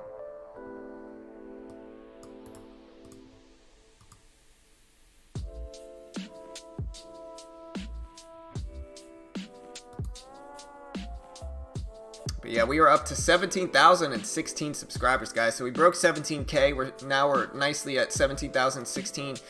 So appreciate the love, guys. Been a fun road, been a fun journey here. But yeah, we broke 17K. The next stop's 20K. We got this. We're just gonna keep growing, you know. How many likes we got today? Oh, we got 98 likes, guys. Hit that like button. We're almost to 100. We got this. You know, we need 2 more likes, guys. 2 more likes. Hit that like button, team. show your support for what we do here, guys.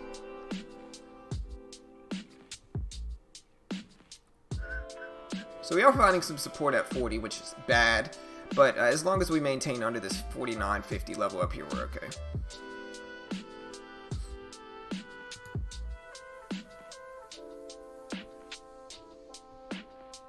There's space. I was looking at space for the bounce. I guess I was too busy focused on this one to take it. BYND's pulling back to the BWAP. That one might be interesting too. We got 99. We need one more. Yeah, we're going to break 100 likes.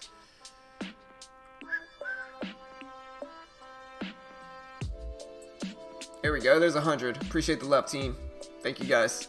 We've been breaking 100 likes consistently every day, so appreciate the love. Like I said, hit that subscribe button as well. You know, I noticed something like 40% of the people that watch this stream are not subscribed. What's stopping you guys? Hit the subscribe button. We day trade live on stream for free right here on YouTube. You know, we're not experts. We're not sleazy. We just teach you people what we use. And even if you don't like it, you don't have to trade it. But we just teach people what we've learned along the way, not claiming to be experts or gurus. We do it live every day for free, breaking down the strategies, patterns we use. Hit the subscribe button, guys. You know, there's no better time to do it than now. Hit the subscribe button. All right, we're at 45s. Like I said, we're going to let this 50 level test.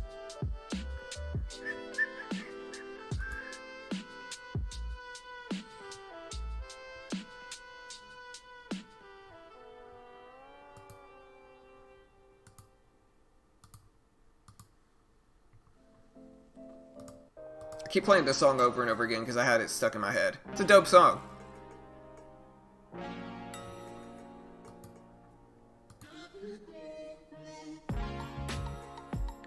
Hey, there we go. We got 114. Like I said, guys, you haven't already, hit the subscribe button. We do this for free every day. How's it gonna hurt if you just hit that subscribe button, guys? You know you want to. Even if you don't like us, you can hit that dislike button. It's all engagement. It benefits our channel. And so even if you hate us, hit the dislike button. You know, I'm not mad at you for it. You know what I mean?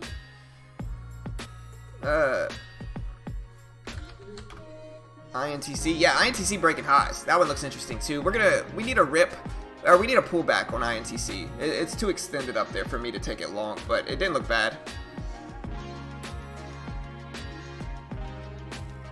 I actually like this movement right here for Uber. I like this movement.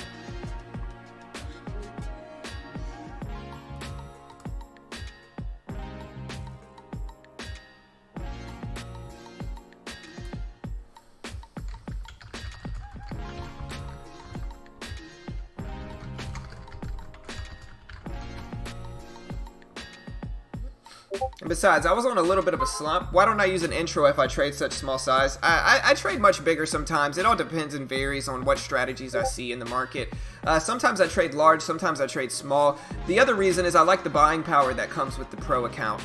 You know, and I don't think having extra buying power or extra room in your account is necessarily a bad thing. I think that the single biggest mistake new traders take is they trade with too big of sizing because they're too desperate to copy their gurus, and so they end up just losing their account and never gaining experience. And so I don't necessarily think there's anything wrong with trading small, regardless of what size your account is. All right, there we go. Nice 37s. Let's see if we get 36s. I'll get out here. 38s. I mean, I'm in with 400 shares of Uber. I mean, I'm not in with the small size. Don't do it. Don't bounce up there. I'm going to be patient with this one.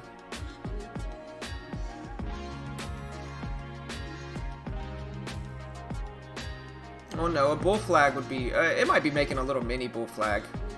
But... maybe I'll take like 150 shares off just to protect myself. Yeah, I'll take 150 off. Still holding 250. Gonna let that rest work for the bigger breakdown here. But yeah, like I said, I think the biggest problem that traders make, and I think that it has to do with the trading culture, where it's like new traders get started, they watch like a guru, and they think they just have to take big size. You know, so they jump in with like what 500, 1,000 shares, and they just destroy their account in like a week. You know, and a lot of times their excuse is, well, scared money doesn't make money, or I'm doing this to make money. Why trade small size, right? That's the excuse a lot of the time. But the point is that you need experience, guys. Like there's no, you don't need to trade huge. You know, that's actually going to get you worse with your emotions. It's going to enforce bad habits, and it's just not the right way to do it.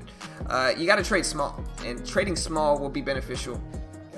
Because it's going to give you, even if you're a new trader and you're still losing with small size, it's going to give you the experience.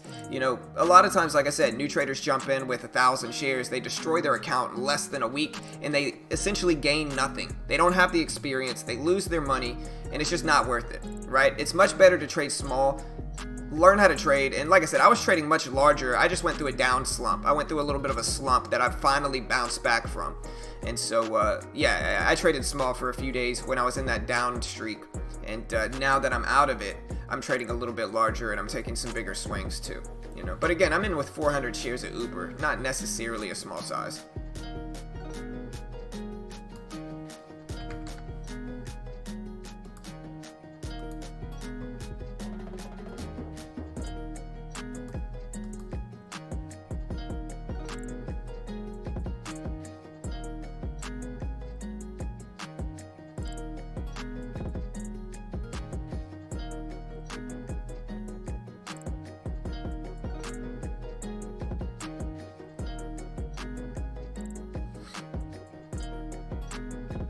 There's 35s, 34s.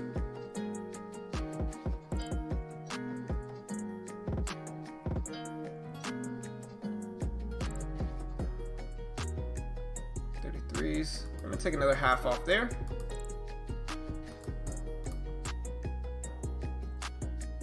Gonna let the rest work, see if we get a much larger breakdown here. Use this 40 level as my risk now that it's green.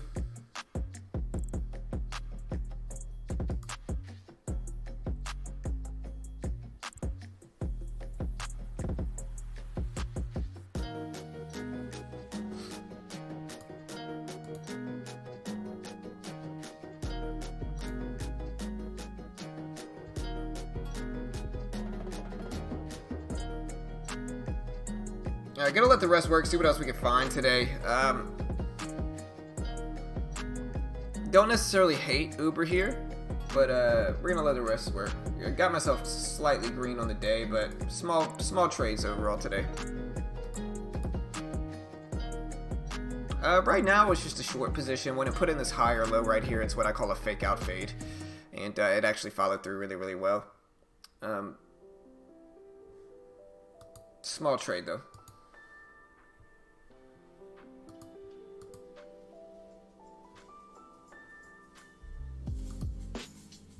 AMD high of the day. Yeah, glad I jumped out of that one when I did. Yeah, that one squeezed up.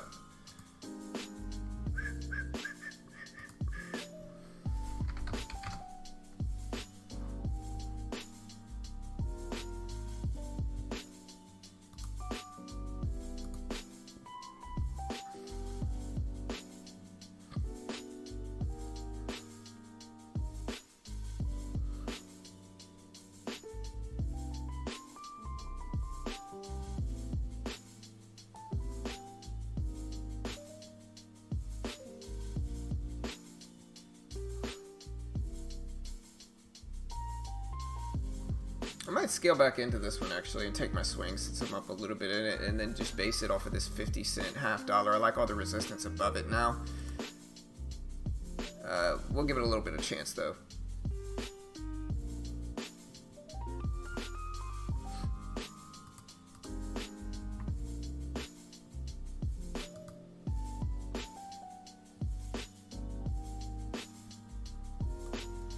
I'm actually checking out my put options on Robinhood now.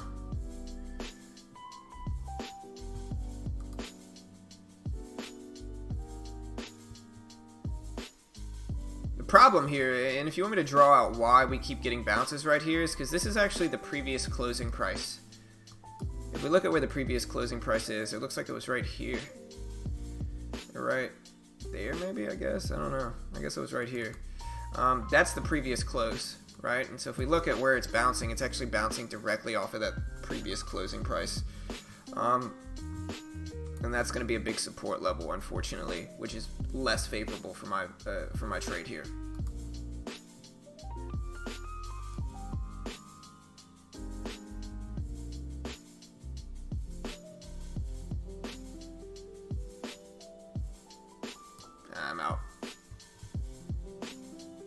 Maybe I'll add back up here, but we'll see.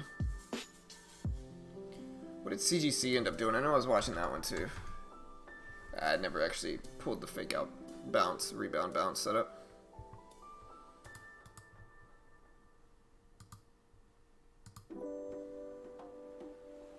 Hey, see you, Lewis. Have a good day, brother.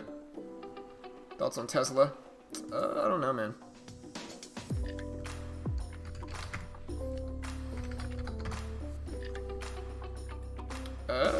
I think it's got a big support level exactly where it's at now. Like, if we pull up Tesla, you know, this is the chart I drew the other day. I think we got a big support level right here at 559 or so. And so I think watching that level to see what it does is going to be interesting. But if it breaks underneath that, I think it's going to start cracking down here.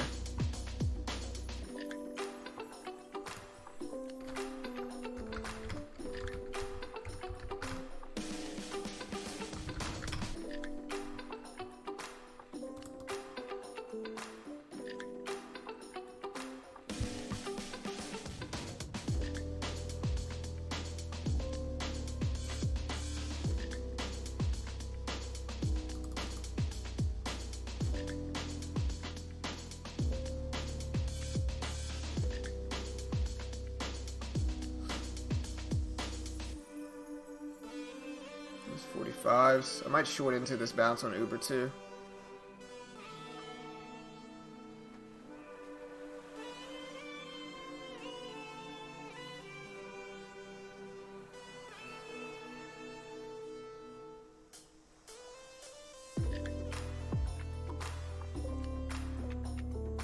I'm watching Uber. I'm thinking about shorting into this bounce really, but I'm going to let it test here in case it rips up.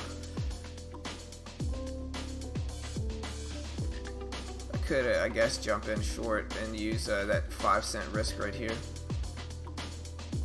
Be $15 risk. About green, break even on the day. Anticipating a rejection here.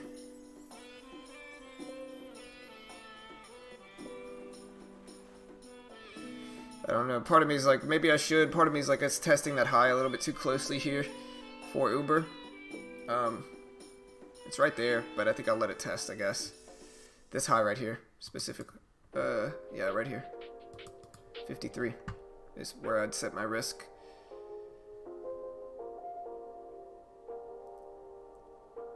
It's battling that $50.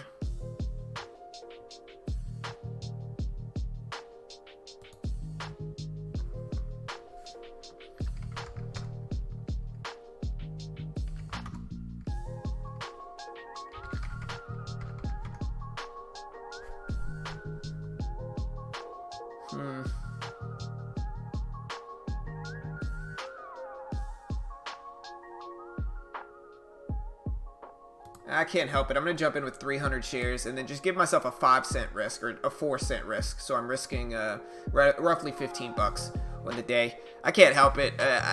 This is definitely not a beginner strategy, so I don't recommend anybody trade these, but I don't hate it, and we're just going to ultimately let it test this 53 level, look for a rejection back down to 40 if we can get it or not. But yeah, like I said, definitely not a beginner strategy, and you know, gotta have my hand over the cover button in case it goes the other way. Very risky trade. Maybe I shouldn't have jumped in, but we'll let it work a little bit. Probably instantly get a squeeze out here, but we'll let it work.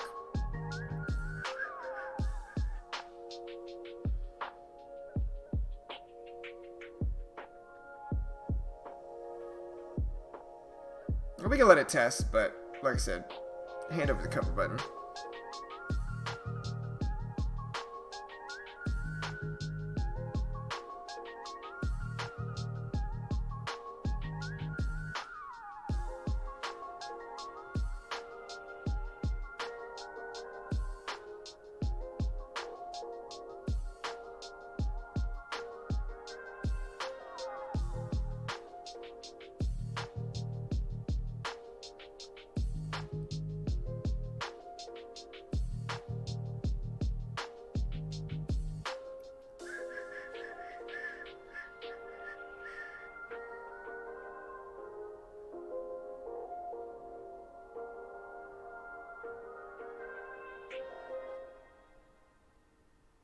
like I said, hands over the cover button. I gotta let it test here. I mean, that's the new high of the day. It might even spike up and come back down a second, but I gotta let it test.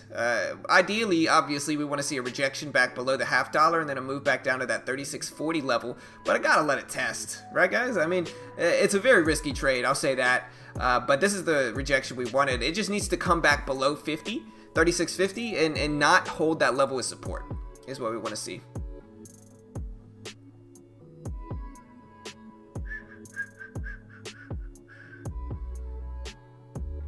I would bring the chat up, but I'm not going to keep my hand. I'm going to keep my hand over the cover button just in case it goes quick. Yeah, we don't want to see this $0.5 hold as support either.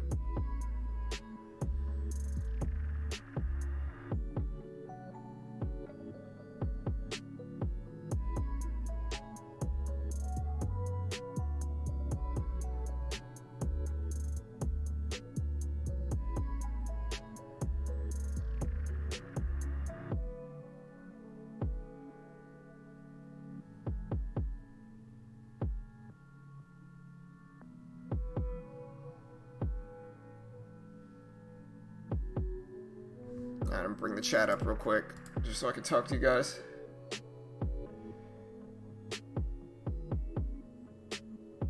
What's up, team? Thoughts on mRNA? mRNA virus stock. Oh, it is pulling back to the VWAP though. That looks interesting. So I want to see it get rejected here at this 53 level, which again I drew it out and it did. It just needs to come back down. We don't want to see a hold here and then a move back up. It's a short position that I'm in right now, so we just want to see a rejection. It's a very risky trade, like I said. I can't really help myself with this one because there's an okay chance that it's going to get rejected here too. But mRNA is setting up right there too. Problem is that it's in the virus sector, the coronavirus sector, and that can be very volatile for mRNA specifically.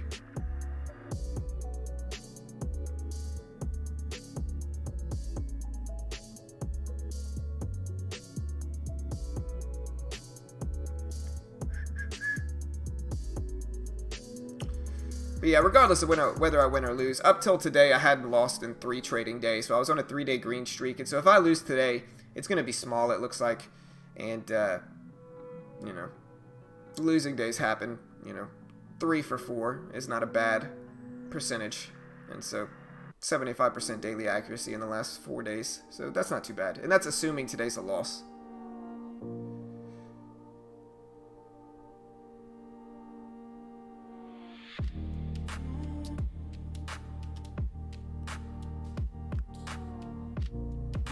Yeah, and like I said, Mohammed, listen, bro, you could disagree with it, and that's okay. Everybody's a little bit different. I don't mind it long here either. I'm just anticipating this high right here holds. To me, it's not high or lows. It's about even. They're about sideways here with these highs or with these lows right here. The lows are about sideways. You can see low is about at the same spot at that 33.30 level. But again, I'm not saying you're wrong. I'm just, it didn't look like a bad trade. I just got to keep it pretty tight if it does squeeze me out, And if you're right, no stress to you, bro. Good work. I hope you make money from it if I am wrong, I'm also looking at mRNA. Somebody brought that one up. I just got to have my hand over the cover button because this one, if it squeezes over, it could squeeze big.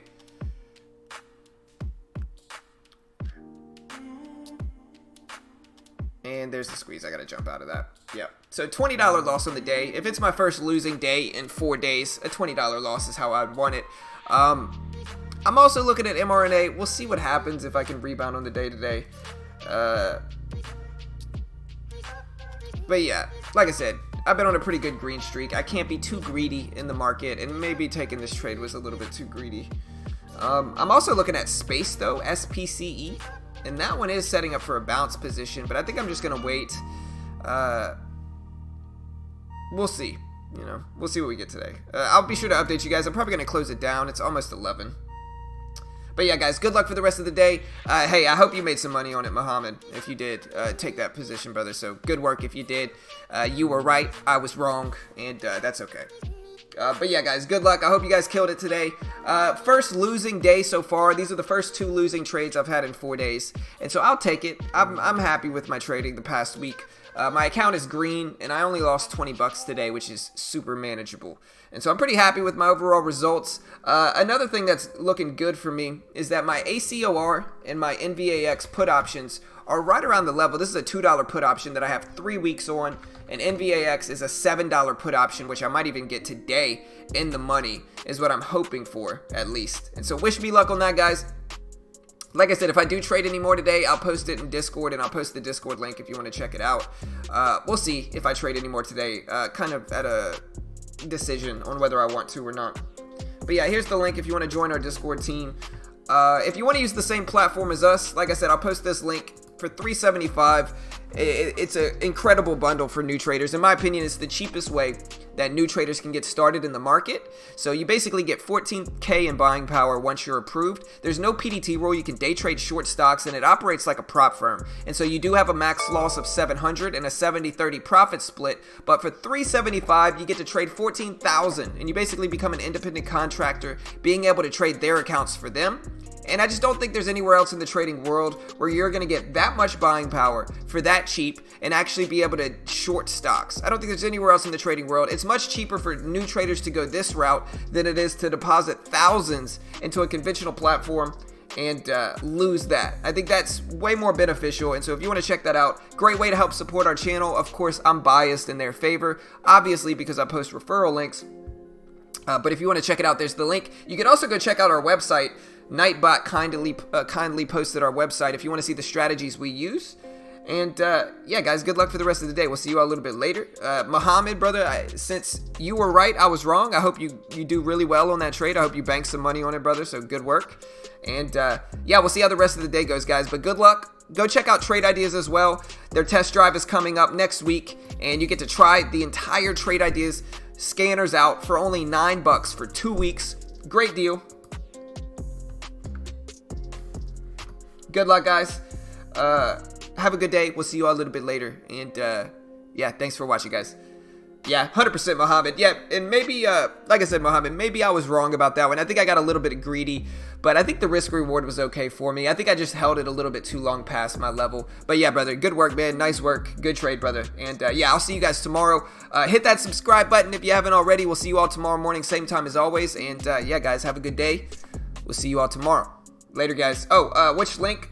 This link if you want to check out the same platform we use. Malik, I got you, bro. Here you go. Check that link out right there. Good luck, guys. Have a good day.